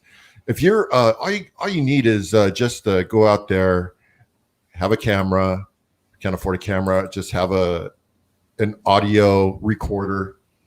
And just go to a haunted location and see if you can. I think the best evidence is the most basic evidence. That's just my personal opinion. I don't think you need all this high quality stuff. I mean, we do it because we're built that way. But if you want to go out and you have a passion for the paranormal, just start with the basics. Go out. Don't spend a bunch of money. Get a camera, audio recorder. and you might capture something. So I think Wendy here says it really well in the comments. She said that she likes to use herself as a tool. And I personally think that's great if you can rely on that sort of thing. And for me personally, when I'm doing that, I like to, again, try to validate that with some form of equipment like a digital audio recorder or something. So if I'm feeling something, I try to make a mental note of that, and then I'll go back and look at the video and the audio and see if I captured anything during that time. So I'll know to kind of feel for that or pay attention to that feeling the next time. So I really like that comment. I think that's pretty cool that was brought up. Yeah. I agree with that. And it was funny what I just saw David, right? So I'm really glad Eric edits our Haunted Minds. My job is editing daily, and it is so draining. And yes, it's mentally exhausting. Yes, it is, guys. It's like I'm about to edit a huge movie right now, and I'm pretty excited because I already have some cool ideas and stuff. And what's happened in the documentary just makes it even more like I can't wait to get it out to you guys because this location was crazy. It was worth the hype. Let me just say that. Like the whole Conjuring movie, how crazy that location was in the movie and everything. You know, it's Hollywood. You know, dramatizing things. It was worth it. I was actually nervous because traveling that distance, going all the way to Rhode Island. I'm from Indiana. Going all the way to Rhode Island, investigating a location that you're maybe going to capture evidence. You don't know for 100%. And we got a really good amount, guys. So prepare for this one. Can't wait to release the trailer. I will release the trailer after the movie's done. What's the name? What's the name? The Haunting, the Harrisville Haunting. Here, I'll show you a little poster. Harrisville Haunting. The Harrisville Haunting. Here it is. This is the poster. This is the poster, guys. How come I get covered every time on the? Bye, Rocky. Hey, I'm kind of covered. Not anymore. Bye, Rocky. Here I am. Wait, here I am. Hey, we could all just point. Oh wait, no, I have to use my other hand. Point. Oh shit. Wait, I got it. Yeah, there right we go. There we go. Prepare for that, Doc. So, Rocky, I wasn't arguing with you. Just from my perspective, when somebody says something about how well the documentaries are produced, like Matt, can you put up Tony Santori's comment there? It's the content and the heart put into it. That almost agrees with what Rocky was saying. It's more about the work that goes into it and the heart and the soul and the blood, sweat, and tears. But to hear that from somebody and knowing that it's not me versus Matt, it's not Matt versus some other team making videos. Mm-hmm. We're all working together. We're all trying to learn, right? So when you're compared to the true enemy, which is, network television, it's very, very, why, guys, it's an honor. It is. And the reason why we consider that an Shout enemy. out to network television. Oh, gosh. The reasoning why is because they're more about entertainment. And the aspect that I know Eric and myself, yes, entertainment's important to keep you guys to keep watching, but what's the evidence, the paranormal is the most important part about it. It's not the entertainment. And that's why, like my newest episode, the PRU case files, I made it very informative. It'd probably be boring to some people on networks. And I've tried to make it entertaining in an educational format. So that's very important. And that's what Eric and myself try and do. Okay. I got something for you. Here's something interesting because I forgot all about this. No, I just clicked once you started saying that, and that's we're going to talk about Zach Bagans' Demon House, and then what people thought what was going to happen. It was going to be like one of these like actual horror flicks, like someone goes inside the house and they're attacked by a demon, but they thought they were going to have like all these like visual like effects of a demon running around this house stuff, and so. My question is, as far as like making it entertaining, like I just want to put it out there, like what we do is real evidence. This isn't like a falsified like you guys are saying, Hollywood It's not stuff. It's dramatized. actual real stuff that's actually had happen at actual locations. So Yeah, it's not dramatized anyway. I don't like reenactments. I know Resident Undead does it. That's fine. It's just not for me. I don't like reenactments. I don't want that in my documentary stuff just because it takes me out of it a little bit because I just know it's fake and stuff like that. And for me, I like my documentaries 100% real the whole way through. Even in my Man versus Paranormal. Huh? Can you say that one more time? Okay. So yeah, I'm just saying like I don't like reenactments and you're trying to make me reenact, aren't you? You bastard. But yeah, it's just personally I love what I love about documentary filmmaking is the reality of it. It's real stories, real people, real experiences, real evidence. It's what I love about documentary filmmaking. It's something that gives you different feelings than a movie ever does, at least in my opinion. It's more interesting and intriguing to me.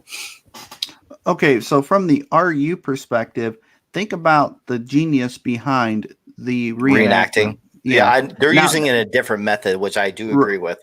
Right. RU is doing it in a cool way to where they're trying to get interactions from the spirits, trying to get that. I do agree with that. Yes. Yes. So it really depends on how it's worked into an investigation.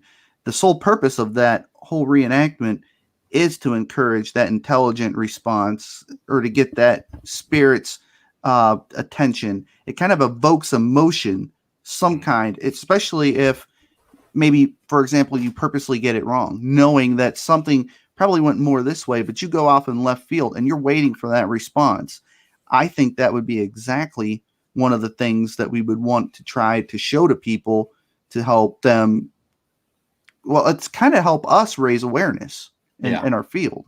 So there's a certain amount of reason for why that's in some investigations, and maybe not just RU. You think about it as like a trigger. Oh, it's definitely in a lot of places, like Ghost Adventures, for example. They use it like crazy. They might have ripped somebody off that was doing it a long time before that, but that's a whole other topic. They aren't reenacting. Like I'm not talking about reenacting for paranormal stuff. I'm talking about reenacting for dramatized reasons, and that's okay.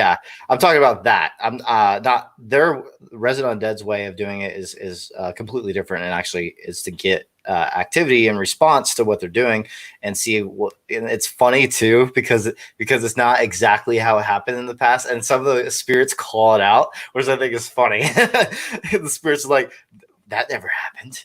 What? Yeah. What are they doing? I think it's funny. It really creates some kind of situation where, you're really creating that opportunity for some interaction. So, and then some of them actually getting into it and like saying help them and or actually feeling bad for the person. And when there's fake crying or something like that, they actually feel for the person, which I thought was interesting and intriguing. So yeah, that's cool what they do. It's well, as far as the people that as far as like Hollywood paranormal shows, which one would you believe would be more reality based than all of them? Anything on YouTube. And that's loosely because there's other channels out there. I'm like, oh no. Like they make us look bad. And there's channels out there that fake evidence. And but they're pretty obvious to everyone, right? Okay, out of all of them, though, which would you feel is the most scientifically? My favorite show. You know what I'm saying? At the time, most realistic. My favorite show was Paranormal State at the time.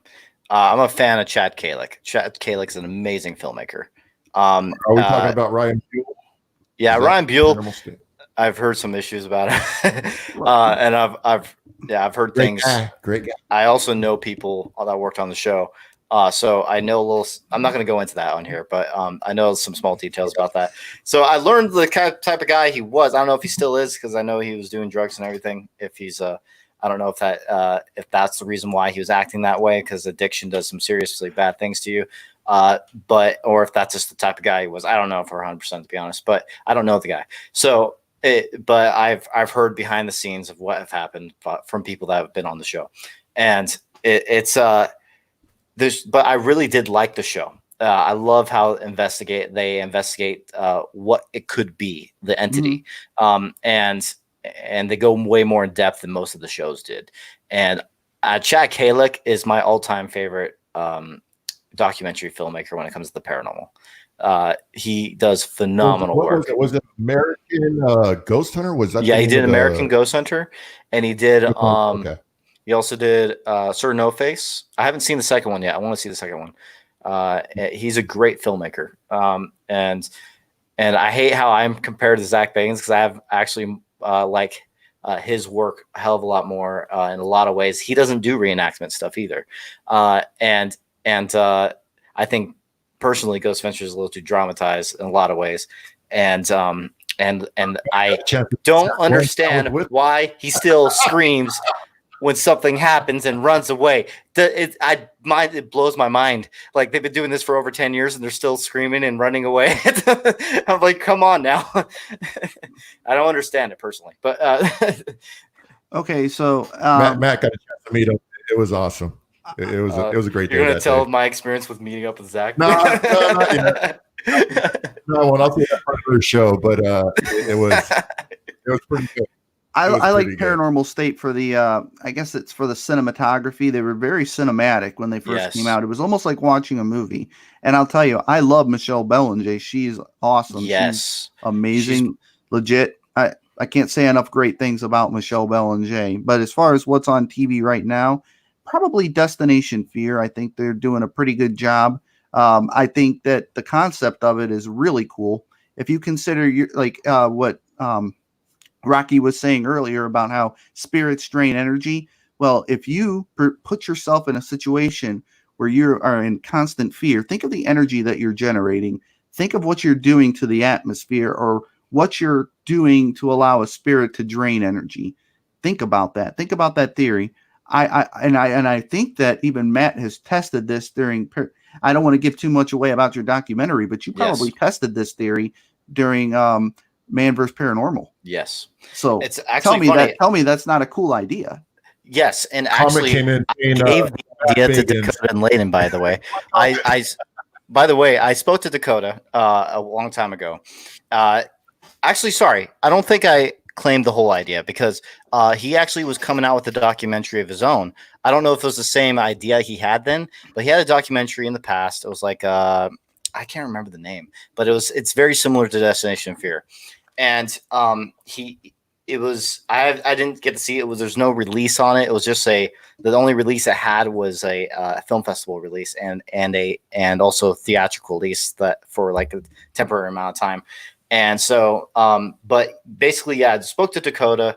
He told me about, I actually talked to him about the whole fear concept about the paranormal. And how that could affect activity, in my opinion. And so I was talking about my theory, and he actually thought that was interesting. It's been a long time since I spoke to him. Actually, maybe I should try and get him onto the show, Rocky.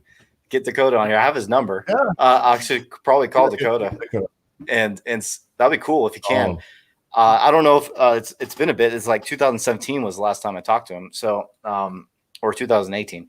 And so I don't know if he changed his number or not, but I'll probably contact him and see if he wants to go onto the show and he can talk about and promote Destination Fear. But I agree. I love the Destination Fear show. And the reason why, because it's a perfect example of this social experiment I've been wanting to try. And also I've been trying it with another future documentary. Can't go too much into detail, but there's another documentary I'm actually testing more to that theory of fear, of true fear causing paranormal activity. It's actually the reason why I created Solomon partially. Solomon was meant to creep out people. I purposely did that because I wanted people to be uneasy. And there's been a lot of people uneasy from the Solomon app. I meant to make it where they don't feel right playing it. I did the Lord's Prayer backwards and forwards to creep them out on purpose because I wanted to see if that would create more activity. And so far, it looks like it helped in some aspects, but you can't really definitively say that was it. It could have just been in the moment. that was pretty awesome and stuff like that. That happened. I mean, because of their situation. Hold on, I just realized this was down. Woohoo! We're back. Yeah, we've been getting all kinds of comments. Yeah. Thanks everybody for tuning in and listening and watching and commenting. But I guess apparently we've been having this conversation and we've been ignoring you. we just really love our own company here. Yeah, I'm sorry, guys. I should be way more into the comments. I've been like, it's just fun talking to us. Our chemistry's already working too well. I've been reading through them, but I haven't seen any questions. They've just been a lot of Chatting. great people, saying a lot of great things about the show. So here's one. I appreciate everything. There's one question. One question I found from Wendy. What's your guys' pet peeve on investigation? Mine is someone who won't shut up. Yes, 100%. Whispering is the main. Oh, it's funny because I was Marcus actually watching. Is the worst whisperer, right? He's the ghost whisperer. I always tagged Marcus. I'm like, that was Marcus whispering. Yep, that was Marcus whispering. Yeah, all that tagging, and then Eric a couple times on our last investigation at the Conjuring House. I had to tag him a couple times. Sure, M City was. Oh wait, let me answer some of that question from her, Wendy, first. What's your guys' pet peeve? That would be one of mine. Whispering. You already said whispering, Rocky. Another one, I'm trying to think, would be whispering is probably mine, maybe. Yeah, I think whispering is a big one for me. I'm trying to think of another one. It's probably not coming to me right now. Or when people are moving around, anyone that's making noise during spirit communication. That I have one. I keep going. Sorry, I didn't. I just that was it. Like, okay. Here, like creaks and all that. Like sometimes you'll be like in a location where like the floors are. Just because it's an old location, so you'll hear creaks and cracks, and then you got anything I got to tag. It's just I don't like that at all. Mine is also when someone does an EVP session and they are asking questions so quickly that it doesn't give them a chance to answer. That's another pet peeve of mine. They're like the question, and then say the next question. I'm like, you didn't even give it time. So I was like, you expect them to answer right away. Tony Santori's got a good one. The know-it-all. Oh yes. The know-it-all. The one that knows everything about the paranormal, like they've been dead before and they know it all. Yeah, the person that comes in and knows what everything is before it's even reviewed, or tries to discount everybody's experiences right there on the spot. Those are my favorites. Yes, I 100% agree. Thank you, Ron. Wait, cool profile pic. Yeah. Whoops, that's not the one I want. Okay, so she said Solomon app, but is it available on iOS? No, I'm sorry, it's not. Talk to Matt Payne. Matt Payne's the one that helped me develop my idea. I actually talked to Matt Payne about putting it on Apple, and since I am a big Android fan, I said no. Will ever be released from the Paranormal UK. No, he's just joking. Basically, the reasoning why Apple iOS. I hate you, Apple. No, but the real reason why is because the software that Matt Payne uses is only meant for Android use. So it's he hasn't been using any other softwares. Probably, I don't blame him because I still use Sony Vegas. I should be on Premiere. They're the better, superior editing program, but I'm still on Sony Vegas just because I know it so well. So it's like a little like, I'm pretty sure he's probably thinking the same thing. Like he doesn't want to switch to another software. I don't know for sure, but here, guys, Matt Payne is coming on here, so just prepare. We'll get to ask him more questions. He's coming this next coming up month on the 3rd. So, guys, it's coming soon. We could ask him a whole bunch of questions. You could ask him, why is it not on iOS, guys? There you go. We could ask him straight up. Next show. We need Apple as far as phones. Oh my gosh. I got an Apple computer. So. Do we have any more evidence to go over? Yes, we do. Holy Sorry. crap. Yeah. Everybody's been so awesome. We haven't even had a chance to get into that. I mean, look at it. The comments keep coming. It's been great. Thank you, everyone. Yes, thanks for all the comments, even though we have been having issues of reading them and talking about them. Should add me on Facebook. Christopher Rocky Gates, Rahkee. This is what That's why I'm M throwing thinks out there about you, now. Rocky. This is what M thinks about you. Retreating now, Retreating now. because you mentioned the whole iOS thing. But okay, so let's go over some evidence. The next piece of evidence we want to. Which one do you want? Let's do. Actually, I want to do this one after the third one, if that's okay with you, Eric. Whatever you want. Okay, just because I want to. There's more stuff to this one I want to talk about for that one. So this one was it here? I should play it.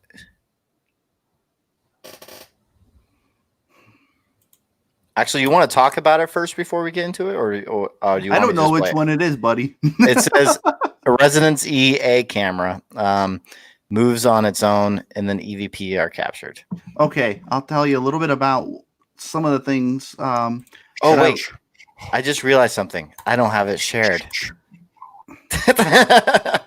Okay, keep going. Okay. There we go. So do we want me to talk about it already? Yes. Sorry.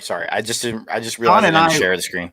Sean and I were in a room that was right beside of this room that we were investigating. And actually, let me take a couple steps back.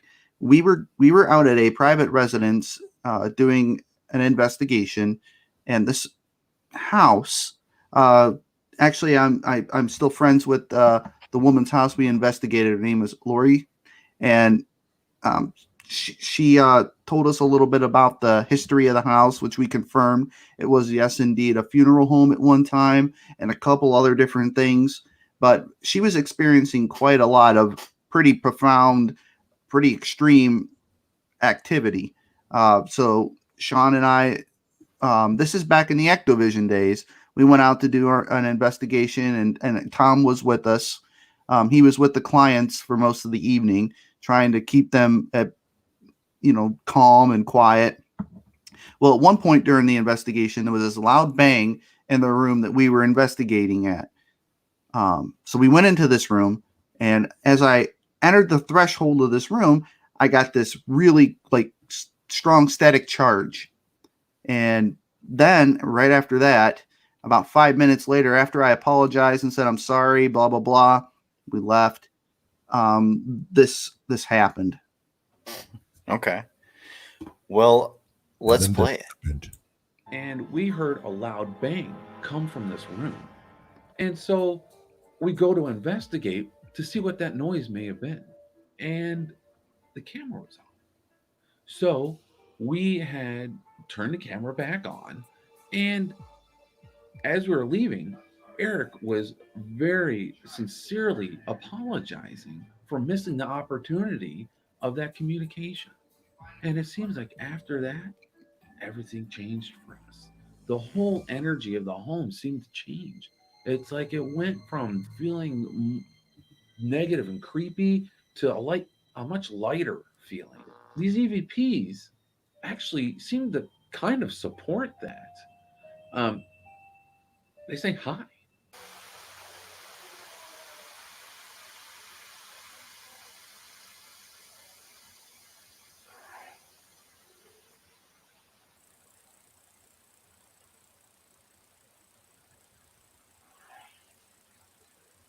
We got a hi down in the bedroom in the first floor. And then just about a half hour later, we get another hi on the second floor. These EVPs sound almost exactly alike. I think that's what makes them so special. They were captured at different times, on different floors, on different cameras, obviously. We have no explanation for it. So now for everybody at home, I'm going to play the two EVPs side by side, one right after the other. See what we're talking about? They sound almost exactly the same. That's why we feel that these EVPs are so incredible. So these clips are actually a little bit older. We were actually trying to save this so we can have a better way to present these findings because it was such a special opportunity for us. Um, Unfortunately, we lost the original files. We have these short clips.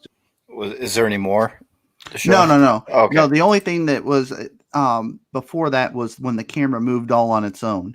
So Do you want me to show that real quick? so yeah, those two EVPs kind of came after we saw that camera moving on its own. Okay, well, let's play that. Sorry about that. I didn't. No play problem. it. Oh yeah, it is moving. This is when it was in there It was by itself, the camera, no one inside. So that's yeah. pretty After I apologized, it was almost like maybe something was trying to turn the camera off again. I don't know if this was more of a physical interaction with the camera as opposed to just a proof of hey, I'm here. We don't know, but yeah, we walked into the room, the camera was off, and Rocky and I were talking about this before the show started. It's one of the weird things that happen during investigations. You set up your equipment, and then your crap gets messed with. The cameras turn off on their own, and it happens to all of us. We can test our stuff before we go out, and when we get there, everything's working great, and then everything goes to crap right after that.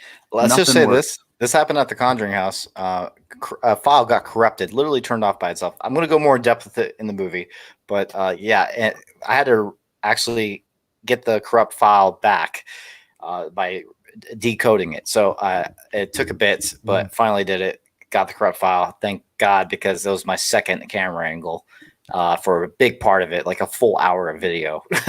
So, but yeah, that is crazy when that stuff happens, and it's weird because that stuff doesn't happen like in my own house or any place that's not haunted. It only happens at places like haunted locations. It's weird, at least in my personal experiences. Yeah, seems to correspond. And yeah, so what I want to say about that footage is that the high in two different places is pretty phenomenal. That's weird. That's interesting. Two different places at two different times. That's crazy to me. Like, yes, two different floors. Upstairs, this building was huge. So there was an upstairs and a downstairs, and we're talking maybe 50 yards away. That's how big this house was. If you were to draw a diagonal line. And different, and they were recorded at different times when the voice sounds very similar. You can see a subtle difference in the audio wave if you analyze side by side. But if you're just listening, it sounds like the same person saying that same word or whispering it. Yeah. Elizabeth says, do you think it sounds female to you? To me, it does. I don't know about you. Could be. Yeah, I think it sounded female to me. She too. did the client, her name Lori. She did say that she saw a female in her room at one point, a very, very disturbing looking female at one point was one of her claims. So it very well could have been a female voice, and what she's seen in her room might maybe be related to that EVP. It's possible. Yeah. And then whoops, wrong one. This person also says, why do you guys keep doing what you're doing? You want to go first, Eric? Sure. Well, that's a great question. I keep doing it because these types of responses that we get, these types of experiences that we get, that we're able to actually record and then share with others, it helps us to raise awareness. And I just love the experience. Kind of going back to what I said earlier, it's something that not everybody will get to experience in their lifetime. And we all have that daily grind of getting up in the morning, going to work, coming home, eating, and going to bed. We all share that similarity. But this is the one thing that very few of us get to do, get to experience. It's a part of life that I love, I enjoy. And I don't know, it's just opened up a new reality to me. So I agree, and for me, it feels me like it. I don't think I could do anything else other than this. There's been times I've been wanting to go in the military and stuff like that, but this truly feels me, and I cannot stay away from it. And it's just like it keeps my brain stimuli going all the time. Like I always have questions. I always have more and more questions I want answered. It never ends, and I'm always intrigued by it. It keeps going and going. More questions. I'm learning more all the time. The learning never ends when it comes to this work, and I love it.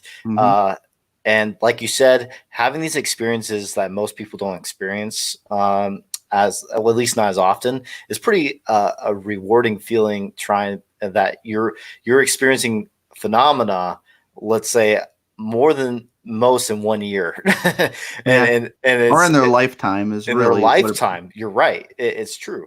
How Like, many people don't believe in this? Yet we go out and we physically see the stuff, or we physically record or capture it in some way, the activity, and we just know, right?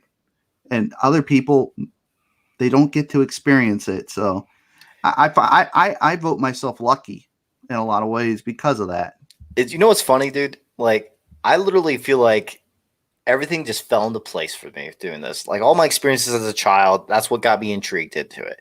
Then my experience at the Old Washoe Club, it's like the Old Washoe Club kind of like shows me in a way because okay, it's a little bit more deeper than that, and the reasoning why is it kind of goes because I have heard of other people kicking off either their career or their or got their interest in it because of the Old Washoe Club. And it's kind of weird that because, like, for example, Ghost Adventures got their full body apparition. That's what got them big. Their first documentary was at the Old Washoe Club. And then I had this one experience, first time ever communicating with them, because I never did it when I was a child. And during all the times I had experiences, I never decided to. I just didn't think about that. And I just experienced it. I thought it was a random event when those things happened. And I didn't think you could get a response back, but I did. And that's the day I was like, okay, I want to do this and I want to figure out what's going on and prove that. That day I also proved that I wasn't crazy because there's 2 other witnesses in the room with me. And so I just wanted to document it. And that's when I first really dived into editing too at the same time, because I wanted to document and try and get it out there. And we have more questions, actually. We have actually, Rocky. We have about 30 seconds left in the show. Well, 20 seconds. Yeah, I'm a scientist and a paranormal researcher, and I'm still trying to find evidence in this. And we're still pioneering as far as the, the paranormal field. Well, technically, we could go longer if RU Media lets us. If Dave's listening, he'd probably give us a go. But I would need like a 2-minute break. No problem. Well, Rocky and I will just talk to these people, entertain them, go to the restroom or something, whatever you need to do. Close camera 2. Closing camera 2. Okay, over. Closing this. Let me do that. Remove. Okay. Hello there, guys. We have taken over the show just for a little bit to entertain and go through these questions. It is so addictive. I agree. It's addictive. It's always a great adventure. I agree with that. This is interesting. Then I just now saw the name of this person. I died in 2020. And then this person we still got has a question. We still got the rest of the year left. So, like, are they dead now or are they future dead? Yeah, I know, right? It's a question I'll have to know. No. Well, anyway, when it comes to why would night be different than day? Well, okay. So the reason why I like investigating at night more for 2 reasons. 1, less contamination. There's a lot more people during the daytime driving around, doing their stuff. And so there's a lot more contamination of people, depending on where you're at, too. If you're like investigating in the middle of nowhere, I don't really see what's wrong with investigating just during the day. But depending on your location, especially in California, busy streets, people are always driving by and everything, a lot more contamination, people yelling and whatever. At nighttime, it calms down. So there's less people driving around, less people outside of the building talking. So I like doing it at night for those reasons. Plus, there is also the factor of demonics, which is rare. Usually you don't go in cases like that. But I believe demonics are more associated and do more things during the nighttime than they do during the day. Just based off agree with that one. I Sorry. just my investigations that I've done, it seemed like it was more active during the night. But yeah, I do believe they could be active during the day too. So I think I honestly think it goes either way. I believe we could capture evidence. I mean, of course, you're gonna. I feel it would be easier to capture evidence at night, but as far as the activity is concerned, it could go either way during the day. So that's and what I feel. when I was a part of Soul Seekers, and also before that. Oh wait, Eric's back. I didn't see that. 1 second. Sorry, Eric. I just now saw you come back. I feel like a new man. I don't know how long you were sitting there. I just now saw you. But basically, we're just talking about the experiences, like paranormal experiences. Why do we do it at night instead of the day? Basically, I was saying that it's just a lot less contamination during the nighttime than it is during the day, depending on your location. Like most locations, especially California, if you go to places, there's a lot more people outside, like driving by, people yelling or whatever.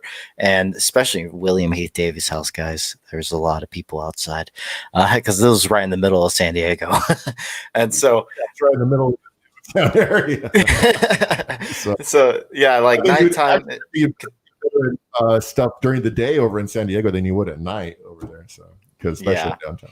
What's your reasoning for that, Eric? Why? Oh, I agree with you, Matt.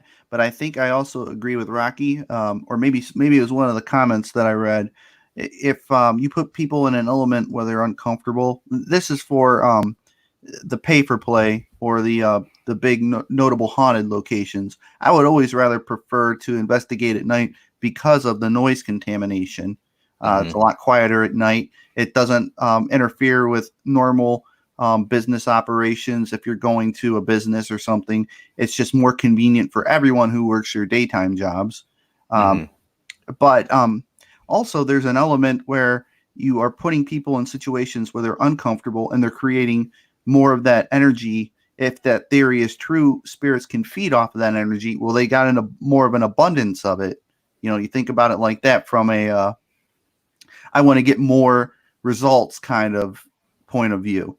So I would say you can absolutely catch things during the daytime. I saw a comment from Tony over here on the right where he said he's caught stuff in the daytime too. Well, yes, I absolutely agree with me that, too. and I've done it as well. It's just sometimes it's more convenient for everybody to do it at night, and some of the other reasons that I said. What were you saying, Rocky? On one of my first investigations over at Dead Man's Park in was it Whittier? Yeah, it's in Whittier, California. I went to do an EVP session during the day because the park it used to be a cemetery, and then the city just got rid of the headstones, and I don't know. I feel that in that way it kind of upsets spirits. And I was getting some great, like I got disembodied voices and EVPs like in the middle of the day. So yeah, I agree 100%. Like definitely activity happens during the day, especially with more ghost related, spirit related, human spirits. Like you get during day, night, it doesn't matter. And demonics, I mentioned to Rocky, like it's very rare for demonics, but through my belief, I believe that they're a little bit more during the nighttime when they do more activity. Two reasons. One, people, like you said, fear the dark for some reason. Some people do, and there's that aspect. Also, I feel like it's its territory, and people have different beliefs in demonics. Like some believe it's the Bible thing, and then some people, I believe they're just more of dark entities is my personal belief. I don't know 100% if it's Bible related or anything like that. But when I talk about demonics, I'm just thinking of inhuman entities. And I believe there is a presence of more of it at night than there is during the day in my experiences with demonics. With investigation stuff. I was even going to say, not only just the Bible, but through all aspects of all different religions around the world deter to some type of demonic activity. I would say most, not all. So, and different names for it. There's some more, but can you get anything at any time, day or night when you want? Yeah, we mentioned that. Yeah, I believe you could get it at any time during the day or night. Yeah. And Good question, though. Good yeah, question. it is. Regarding I haven't read this. Was this regarding the interference question? Varying answers will become clearer with every investigation. That's technology. Don't ever. Well, is there any other questions someone had? Have you ever been to Bobby Mackey's? Yes, I have been to Bobby Mackey's. It was interesting. If you are a fan of Spirit Box sessions, it was pretty interactive. Like I said, I'm not a big fan of Spirit I don't Box. believe I don't believe in them at all. I'm pretty skeptical about Spirit Box, but I did find it was interesting that it was saying. If anyone that knows me knows that was a sarcastic comment because I am known for building Spirit. Guys, Yes. Yeah. 100%. Yeah, I was actually gonna note that I can't stand that Banshee box. I think it's terrible. Yeah. Whoever Horrible. designed that, my gosh. Yeah, he should be thrown through the damn window. Yeah, I know. Yeah. God damn, that Rocky guy. I don't like him. It's kidding. Damn. The Rocky box, the box full of rocks. Rock box. Shake it up. Tell you. But yeah, there's so something. basically, when it came to that question, Spirit Box related, we were using Dwayne's box at the time, and we actually got things that were interesting because it kept saying names of people like Bob. Wait, was his name? Was it Bob Larson? I can't remember his name. I think it was Bob Larson. No, Bob Larson's a Demonologist. demonologist. Yeah. Totally wrong person. But basically, it was I forgot his name, but Carl. Yeah, Carl. Carl was one of the guys that had actually passed away there. He was a caretaker there at the Bobby Mackey's, and they kept mentioning his name on the box, and also mentioned my name. I was digging into the portal to hell. I'm quoting it. The well area, and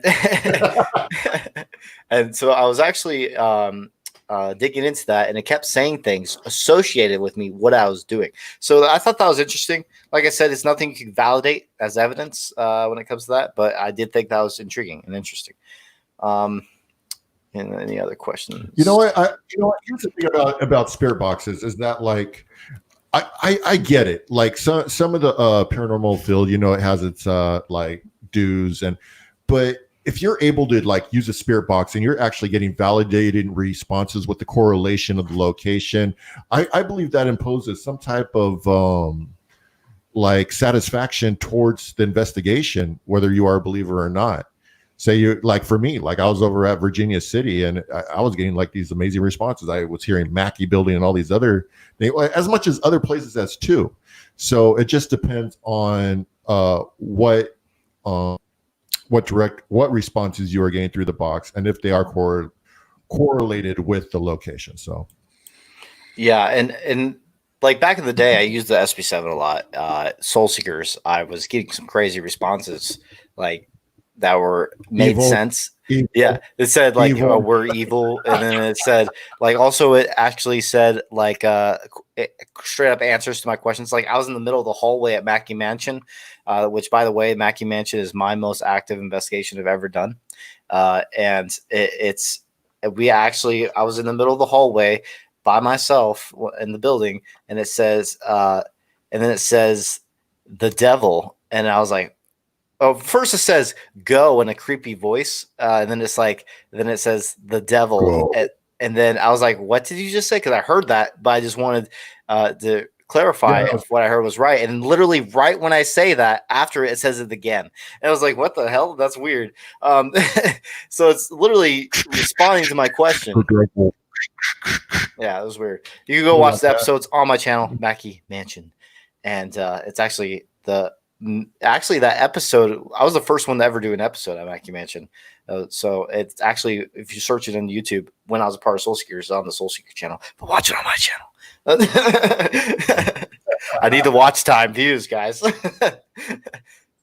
Guys. I need the watch time so I can actually get some ads on my channel so I can actually get paid a little bit one day. So what's any other questions? Do you think being more spiritual and connected, be it strong beliefs or other influence activity? Well, yes, I believe that our beliefs have power. And when it comes to the paranormal, in a lot of ways, You believe like in your if you, beliefs? yeah, if you truly have a strong belief in something, I believe that has power. What is your opinion on this, Eric? Well, first off, thank you, Elizabeth, for that question. And we actually went into a little bit of depth on this question that you have in our recent documentary of Our Haunted Minds, where we were discussing the possibility of a certain entity being created entirely through the power of the mind. And that theory is it's often referred to as thought form, where a person will maybe capture something, and now they've built this whole story and they've created this whole narrative around this entity or being that's now a thing that other people come and they investigate, and they put all their belief and all their energy into trying to validate the existence of this spirit that never really was there to begin with, but because all these people come in and believed in it, and now through the power of the mind, this haunt is there because of that. So I believe it's entirely possible for that sort of thing to happen. And at Madison Seminary, that's one of the explanations for the spirit that's referred to as Sarah in Sarah's room. So I do encourage you, Elizabeth, to, if you get some time after this, go to Our Haunted Minds and check out the video, and you'll be happy with that part of the video where we go into Sarah's room, I think.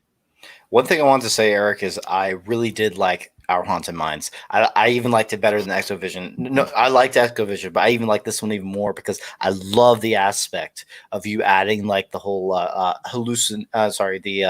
the whole thing with the mind playing tricks on you, and you're adding like that little feature into it of a scientific viewpoint, and I love that stuff. Like I'm trying to do that with more of my content, and so I thought that was really cool that what you added to that, going more in depth with experiments and stuff. I like the idea. Well, I appreciate that. Thank you. Yes, I really do like it. Yeah, Dave and I have some really cool experiments coming up, and some really cool ideas that we want to try. That they're pretty unconventional for an investigation. It's not something maybe you'd want to go and try in somebody's home and be like, hey, we just want to try this and see what happens. You know, it's a place you would want to take this to a Madison Seminary or a Fairfield County Infirmary or a Monroe House or something like that, where it's put aside for paranormal research. You know, Yes. It's not going into somebody's home and trying to help them. And in these particular cases where we're doing these strange, odd experiments, sometimes it's better to do it at a place where you're not going to make things worse for somebody potentially, because you're trying something new and you don't know what the results are going to be. It's not like holding a digital audio recorder and asking for a response. Like you're physically asking maybe a spirit to move something, and if they start moving things, then that's a whole ball game changer right there if they haven't moved anything up into a certain point. So you don't always want to encourage certain forms or types of interaction everywhere you go. So Yes. yeah, I appreciate that. I do. Thank you. Yeah, I really like it. I can't wait till the next one. Out of curiosity, you already have that one planned. You don't have to say where right now, but Oh, no. Well, I mean, I could tell you where. It's Okay. Going to be at Fairfield County Infirmary. Oh, okay. I We're think you real mentioned that excited. actually. Yeah, we're real excited about it, but we have a couple things that are I've never seen tried before on any type of investigation on TV or on YouTube or otherwise. So we're going to get creative, and our paranormal mind warp is going to be something different. But the interesting thing about that, Matt, is that when we're doing these paranormal mind warps, it's not things that you or Rocky have never, have had to. It's not something like that we don't know in the back of our minds. It's just kind of a creative way to demonstrate some of the struggles that we go through. And I know I'm not teaching an investigator anything that they don't already know. Maybe some of the science or specific terminology, you might not know that right off the top of your head, but you guys know that everybody, says they've seen a shadow, and then you go back and review it and you're like, hey, it wasn't there. So we know that our minds and our eyes play tricks on us. Yes. But we might not look into all of the specific details of how that happens. So yes. We have another cool thing like that to show everybody, and we'll try to do that maybe at every episode. And I love experiments, and actually this my third movie after Man vs. Paranormal's out, I have this other one that's coming out that's a huge experiment, big social experiment, and I can't wait to shoot that because it's going more in depth with what I was talking about earlier with associating people with different mindsets. And so I can't wait to show this one. That's going to be a bit longer because I still have this one to finish. Then I'm finally going to go back to Man vs. Paranormal, finish that one up. Finally, huh? I know, seriously. This one I'm planning on getting it done within 3 months, hopefully, for the Harrisville haunting. And then I'll go back to that one. And this next one, just stay tuned. So anyway, do you want to go over your other piece of evidence? Yes, Denise Smith was asking. We don't want to upset D-Nice, D-Unit. That's what we call her. We call her D-Unit. What did she say earlier? She said, "Doesn't Eric have another clip to play?" Oh, I didn't see that. I'm trying to keep up. We just love talking, guys. It's funny. That was all I had to say. We didn't even go into all the detail of everything that we could have with the two clips. I told you played. we're going to go fast. We're even like overtime right now. That's the funniest part. So yeah. There's more detail you wanted to go with? With regard to the EVP, the EVP in itself at my house that was captured here wasn't necessarily one of the scary things that have happened here, but it just helped to confirm some of the personal experiences that others have had coming in here, and myself. Some of the most probably intense experiences, other than when I was a child, have occurred right here in my house when I'm alone, when it's at night. I mean, I've literally got out of bed at middle of the night with my 9mm cocked, looking around this house because I heard somebody walking around trying to get out of my house, wiggling the door, stomping around. I said, there's somebody physically in here. So I got my 9mm in my hand, cocked, ready to shoot. And I walk out and I'm like, oh, I forgot that I live in a haunted house. So, dude, it's funny that you say that. And then you get relieved. Dude, it's funny that you said that because Man vs. Paranormal, I was at Higginsport School. I straight up heard someone walking in the school, like making noises, and I thought it was a person. I literally had my Walther PPQ 45M2, and then I went upstairs, and when I went upstairs, I thought I wasn't even recording because I thought it was a real person. I was like, "You're not supposed to be here," is what I was about to say to them, and I didn't know if it was like a drug because actually Higginsport is known for a lot of drug problems. Yeah. So I didn't want like someone like crazy just jump me and stuff like that. So basically, I was just going upstairs looking for this person. Sure enough, no one there. It was weird. It was a very weird experience, but I know what you're talking about. Weird. It's weird when you're relieved that it's not a physical person and it's just some spirit that could scare the crap out of you at any given point. That's a weird form of relief, I gotta say. Yeah, it's funny to your like. Then you think afterwards, oh my god, I literally had a gun out when. Yeah, I swear. It's like I've done it twice. It's been so loud and so physical that I had to get up and I had to go investigate with my gun. Yep. Because I could not have slept otherwise. My heart's pounding, I can't hardly, your adrenaline's going. It's like, oh man, it's going down now. It's finally going to happen. It's funny too, also because when you're like, sorry, I actually had something in my head and then I just totally spaced out. Damn it, I forgot. Never mind. Keep going. Damn it, brain. I hate it when you do that. ADHD brain. I don't know. Hi, April. That's April right there. She's saying hi to Kathy. She won't say hi to me. I'm starting an Eric fan page. Nice. Eric fan page. I'll go follow. So basically, let's go over this next piece if you want. Oh, yep. Go ahead. So this one, whoops. So this is the one that I found super cool because this is one of those moments. It's rare and it's amazing. Here, let me just play it. I'm not going to say anything. Let's just play it. So actually, if you want to add something, you can. Well, let's play it. Let's play it. Okay.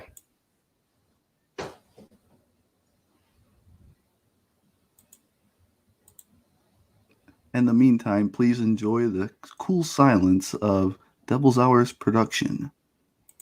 Whoops. I forgot to Devil's share. Hour production. I forgot to share it. This share screen. Okay. Okay. This time you guys be like, make sure you share screen this time. Yes. Okay, where were we? I think we're around. I'd like to start out by thanking Ray Gooseby, Barbara St. John, and Tom Cap. Sing some more? No way. No way. The look, we were able Split to replay get lots of awesome activity. There was even some activity there that we had to toss up to personal experiences. Sing some more? No way. No way. The location. So tell me about that, Eric. Okay. This is why this is so awesome. And I tell a lot of people about this when I'm giving the tours out at Madison Seminary. And I've talked about this on Haunted Case Files. This particular experience, I was using a real-time digital audio recorder as the RT-EVP2, I think Gen 2, but it allows you to hear EVPs in real time. So what happened right before this was that I experienced like this static charge and this cold chill, and this image popped up into my head, right? It was like how you might describe imagining something. You know how you can imagine a tree or something, right? Well, this image of this face popped in my head. It was like an older man. He had darker skin, wrinkled, really skinny, black hair, slicked back. And I remember just seeing his face. It was pretty intense, just that experience alone, because I hadn't experienced that before. And then I heard this voice come through on the digital audio recorder, but I didn't hear what it said at the time. I just heard the human tone in it. And I was like, wow, no way. I was froze. It's the only thing I could say was no way, no way. So then when we got back and we did all the review and everything, it sounded to me like the voice was saying no way. So the fact that I had heard a voice, didn't hear what it said, but I was saying no way, and the EVP that was captured sounds like it was saying no way. I thought that was pretty incredible, and it was shocking to me. So that's why I wanted to share that with you guys. I feel like that was a pretty intense experience that that not a lot of people could really boast having. And not that I'm bragging or anything, but that's got to be rare to get an EVP. And almost, I don't want to say that it took me over, but I was shocked. And it's just odd that I chose those words. It was almost like I was being influenced to say those words. And that happened at Madison Seminary on the Ohio Cottage side, on the 4th floor in the area they call the Asylum. Yeah, that's where that is. And that place is always active. It's amazing. It's incredible. I encourage everybody who's listening right now, if you haven't been to Madison Seminary, please get out and go. That you will not be disappointed, especially if you can spring with a group of small group, get the place to yourself, set up all your cameras, all your equipment. You're going to walk away hopefully with something that's awesome that you're going to be able to share with others and help us to raise awareness. Yeah. Like, okay, I just want to make something also clear. Like, he got to experience one of those rare moments, and it's amazing when you hear an EVP live in the moment. It's way cooler than going back home reviewing because you know it's something paranormal and it was unexplainable. It's a crazy feeling. I actually only had this happen to me 2 times, and my first time experiencing that was in 2012. By the way, I just want to say one thing. I don't understand the RT EVP, the real time EVP, because you could do, I thought, with any voice recorder. But the RT EVP is a little special. This is, I guess I didn't go into this because the more static. Kathy Santori will kill me if I get too scientific here. She doesn't like it when I get all technical. But just real quickly, it helps you to control the decibels. It's very, very sensitive. So in other words, you can hear I think it's infrasound, where you can get into that really, it's not, it's really sensitive then. So you can crank this puppy up so sensitive that you can hear a conversation in the next room or floors down. You can hear it. I don't find that to be too much of a benefit if we're looking for EVPs. It's just really sensitive if you want to be spying on somebody. I think that's still cool because sometimes you get like, for example. Well, there goes Matt.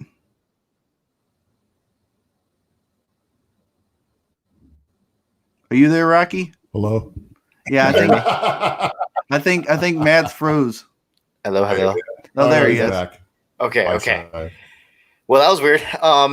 Basically, so if you like hear something down the hallway, you crank it up, like footsteps and stuff, because that's harder to hear. So you want to crank it up to hear those footsteps. Maybe that'd be kind of cool. So that's cool. It has that setting. I know that like professional recorders, like the 4-channel, I have the Zoom H4n Pro. There's an input button. You increase the input. So that's also pretty cool to have. So here. Whoa, this one's a big one. Yeah, we've actually missed some really cool stuff from Kathy and April. They've been chatting back and forth. A lot of that's inside joke, but still hilarious to me. Thank you guys. That's funny. I finally get to read the comments. I never get to see the comments as when I'm on a show, so I don't get to interact with everybody. So this is wonderful. Oh, I'm glad you get to experience it. On Devils Are Alive. I'm just kidding. I'm just making a joke. Yeah, if there's any other questions, but here, this is one big one that says, Eric mentioned influence. We've seen on various investigation shows that some people have been influenced or are suddenly overcome with emotion that don't seem to be their own. Yes, and I've had. Okay, well, let me just keep going. If this an experience that you like having, as it might provide you with personal evidence, or would you prefer to avoid those type of engagements? Well, for me, I like experiencing that. Eric? I gotta say, as an investigator, I pretty much welcome all kinds of experiences. So I'm the idiot that goes into the Monroe House or Madison Seminary or Hinsdale House, any of these places where you've got activity that's pretty intense. I'm the idiot that goes in there without the stones for protection and all of the crosses, and I don't pray before I go in. And I know it sounds stupid, but I have a reason for that. I like to go into these places for the sole purpose of having those experiences. So why would I shield myself from them? That's my thought process. Now, I've been corrected several times by people that know more about this than me, like, say, Kathy Santori, Sean Gilmore, all these people. They tell me, it's not going to block activity. It's just going to protect you from it. But I guess I'm just so boneheaded that I don't want to take the chance that I might lose out on an experience. So I kind of just blanket statement here for Melvin, thank you, Melvin. This guy's awesome. He has a phenomenal show. I don't know if you guys have heard it before, Unexplained Possibilities. It's a great show.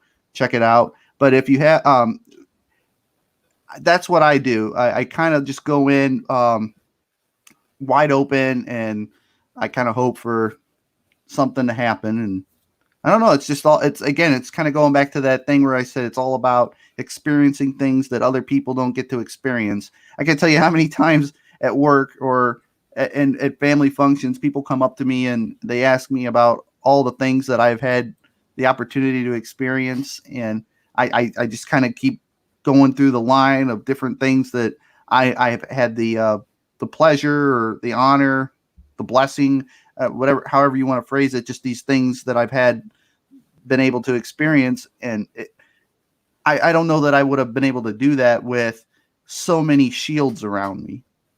I guess is the best way for me to put it. I don't know what you guys think. Well, yeah, I agree.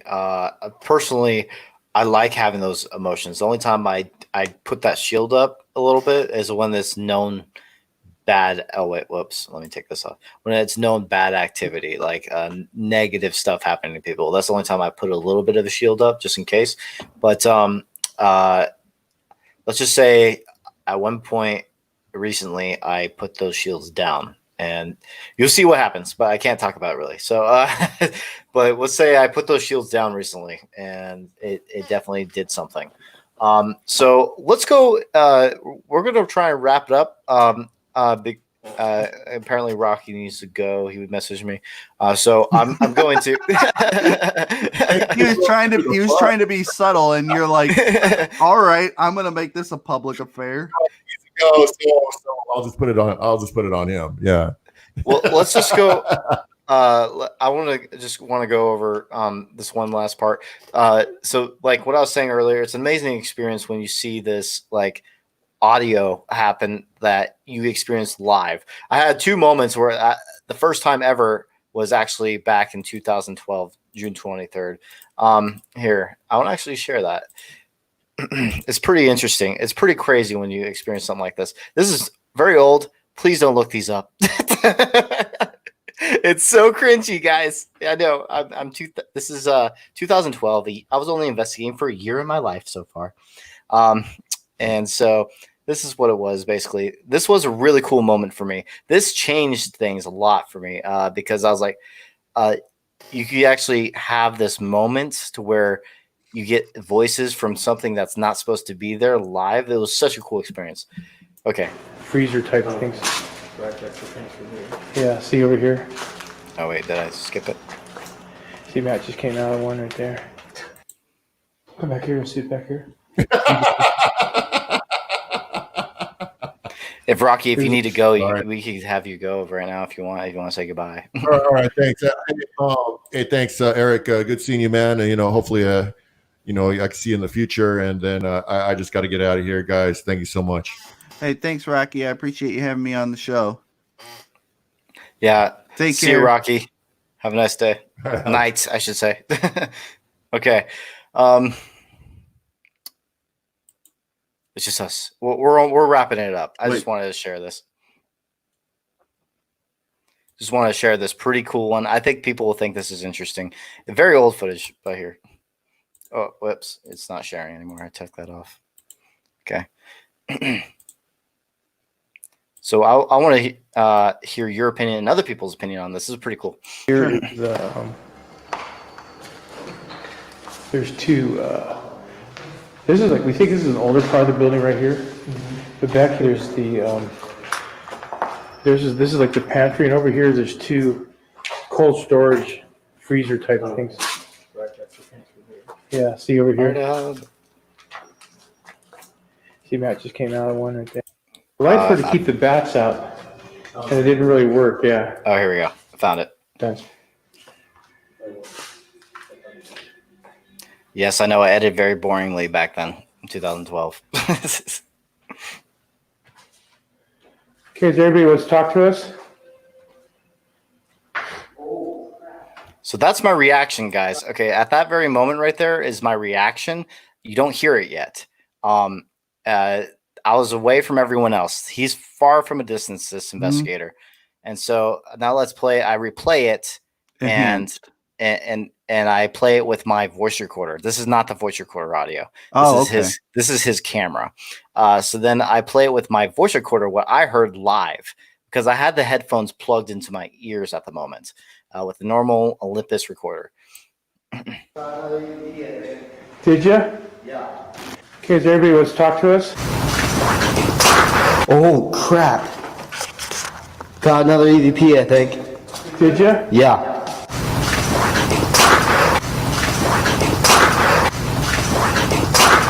Are you listening to it as you record it? So yeah, that was crazy experiencing that. Yeah. So my weakness, my kryptonite in all this is that it's hard for me sometimes to hear what's being said, but it definitely seems to be independent from what's going on there. It seems to be something outside. So I would certainly classify that as an EVP. And the first time you let me hear that, before we started, I was pretty, you saw I got pretty excited because I love this stuff.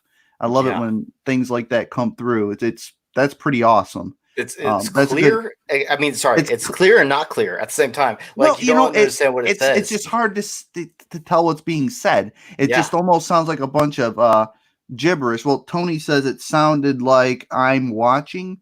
It could be. A lot of people are better at interpreting what's being said. I would have to just I could not even understand what it said when I reviewed it many, many times. And like you said, but it sounds like a voice. And it's different than any other voice there. It comes through differently. Yeah. So I would probably, if it were me, I would say, hey, this is an EVP, that's what I would say. I don't know what it's saying, but yeah, I even wrote that in the. Well, I guess it's just me. Matt froze up again. So maybe I should just do it when I'm back. Okay, there he's back. Yeah. Okay. We're gonna end this pretty soon. So because it's also having this interruption issue. Okay, this other one was in 2017, a client case. Also, same situation. I'm the only one that heard it, except I had a way better recorder this time, which was the Tascam DR40. So I was recording with the Tascam DR40. And this is what happened. And all of our cameras did not capture this. Here, I'll play a little bit back. This is the audio of the cameras during this moment. This is on my YouTube channel. You guys can watch the full episode on there. This is the first PRU Case Files episode. Oh, wait, you're not seeing it. I keep forgetting to share the screen, guys. Okay, let's do this again. You know that we're here, right? It's up to me. We're not just going to leave and pack up our bags and let these kids continue to deal with what they're dealing with and their parents deal with what they're dealing with. Starting to feel this weird tingly sensation around my legs again. What the hell was that? What the hell is that? Again, this is my reaction, and no one else hears it, right? No one hears nothing at this very moment. Yeah. My reaction, like, what the hell is that? This is why I love doing live EVPs. It's swirling. It feels like it's on the ground level. Yeah, guys, it's swirling around my ankle. I heard a freaking woman scream in this recorder. Sure it wasn't outside or anything? Did you hear anything? I actually didn't. How about you? Did you hear anything? Heard a big click. That was nothing like this. I have something on the recorder. Okay, now this is the DR40 audio. We're not just going to leave and pack up our bags and let these kids continue to deal with what they're dealing with and the parents deal with what they're dealing with. I'm starting to feel this weird.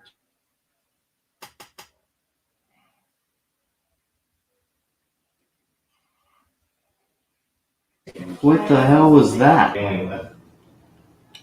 Starting to feel this weird tingling sensation around my legs again. What the hell was that?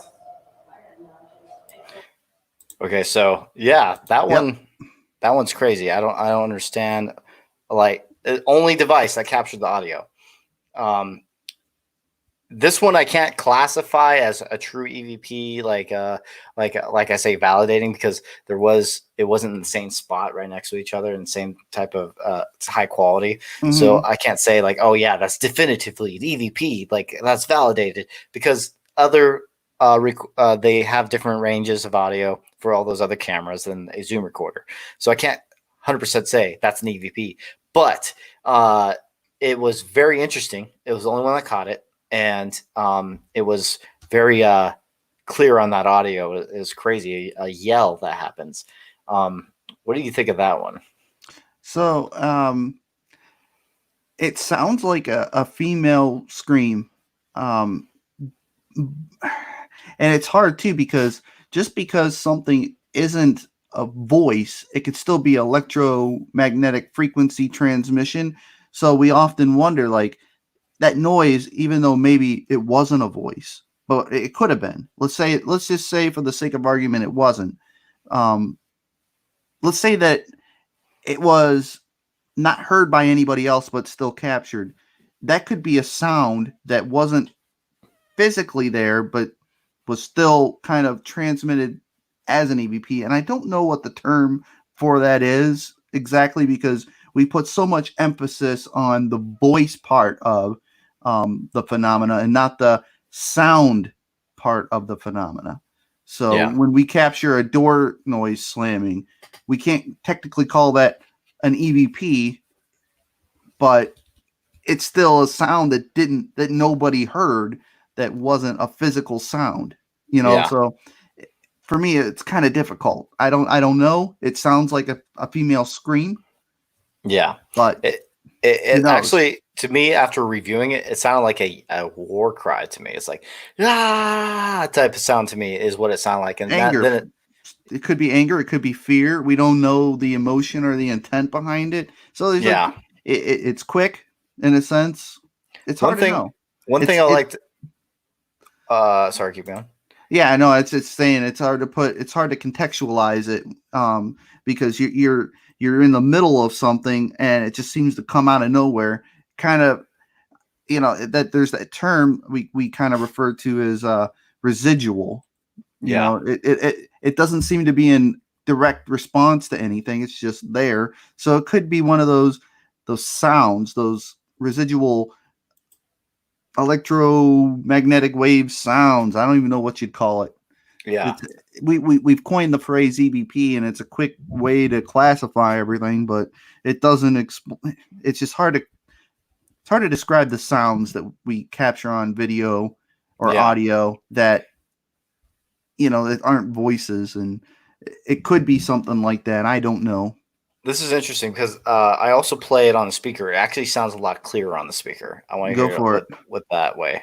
You can deal with what they're dealing with, and the parents deal with what they're dealing with. Starting to feel this weird tingling sensation around my legs. What the hell was that? That's really cool, dude. What the hell was that? I didn't hear that at all. So it's also, I think, even clearer on this one for some reason. Ready? Some of these kids continue to deal with what they're dealing with, and the parents deal with what they're dealing with.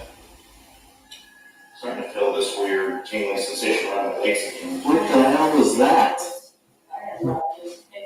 What the hell was that?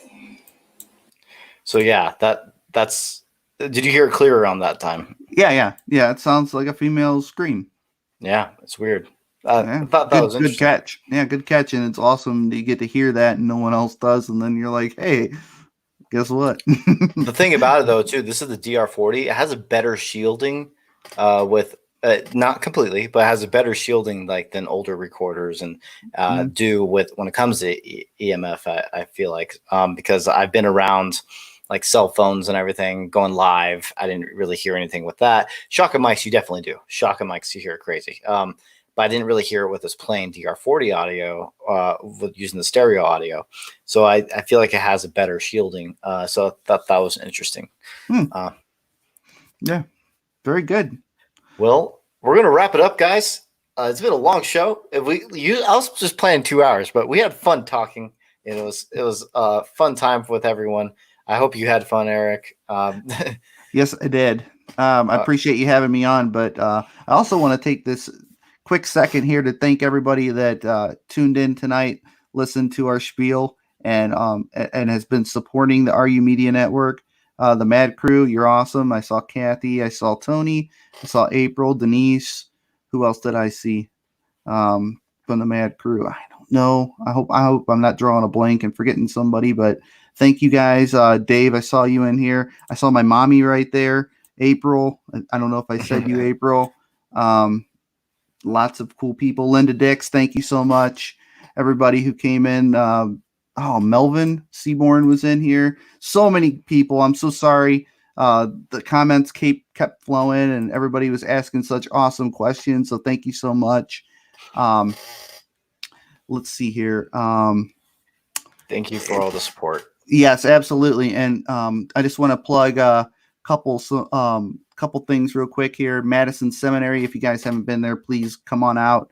Take a flashlight tour, or if you're really ambitious, you got a team, do a private. You guys will love it. Fairfield County Infirmary is going to be awesome place to visit. So please definitely come out and check that place out. Check out Resident Undead, Our Haunted Minds, the RU Media Network's YouTube channel, and please just continue to watch and support the RU Media Network. We have some great things coming up, and I believe that Dave and I are going to have a meeting pretty soon about it. And we have a big announcement about the contest winners too. That's coming up this next week. So Awesome. Big exciting things. And whoops. I accidentally took you out of it completely. Whoops. Which one's the one? Okay, that's the one. Okay. Yeah, thank you guys so much for watching. I'm just going to do my little quick plugs real quick. I put these actually written down a bit, but you guys can follow us on I have these 3 different Facebook pages I use, and also 2 different Instagrams, and Devil's Hour Productions YouTube channel. That's the one that is the most important to me. Please subscribe to that channel. That would mean a lot. I'm trying to get more watch time so I can finally use some ads and all that. So, and then also Patreon. If you want to support in any way, it would be greatly appreciated. I even put your name at the end of every Devil's Hour live show. I'll be making a list for all the people that support, and just show all your names on here for all the support. That'd be awesome with you, if anyone that does. I already have one supporter, but that person wants to be anonymous. She doesn't.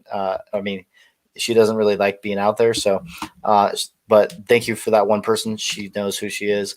And so anyone else that wants to support, please go to this Patreon to help our productions. This, like I said, just this alone costs $40 a month to keep doing the StreamYard. So it helps. Thank you very much, guys. I hope you guys have a great day. And actually, I did it again. It's nighttime. Goodbye, everyone. Yeah, thanks again, everybody, for tuning in. I appreciate it. Have a great night.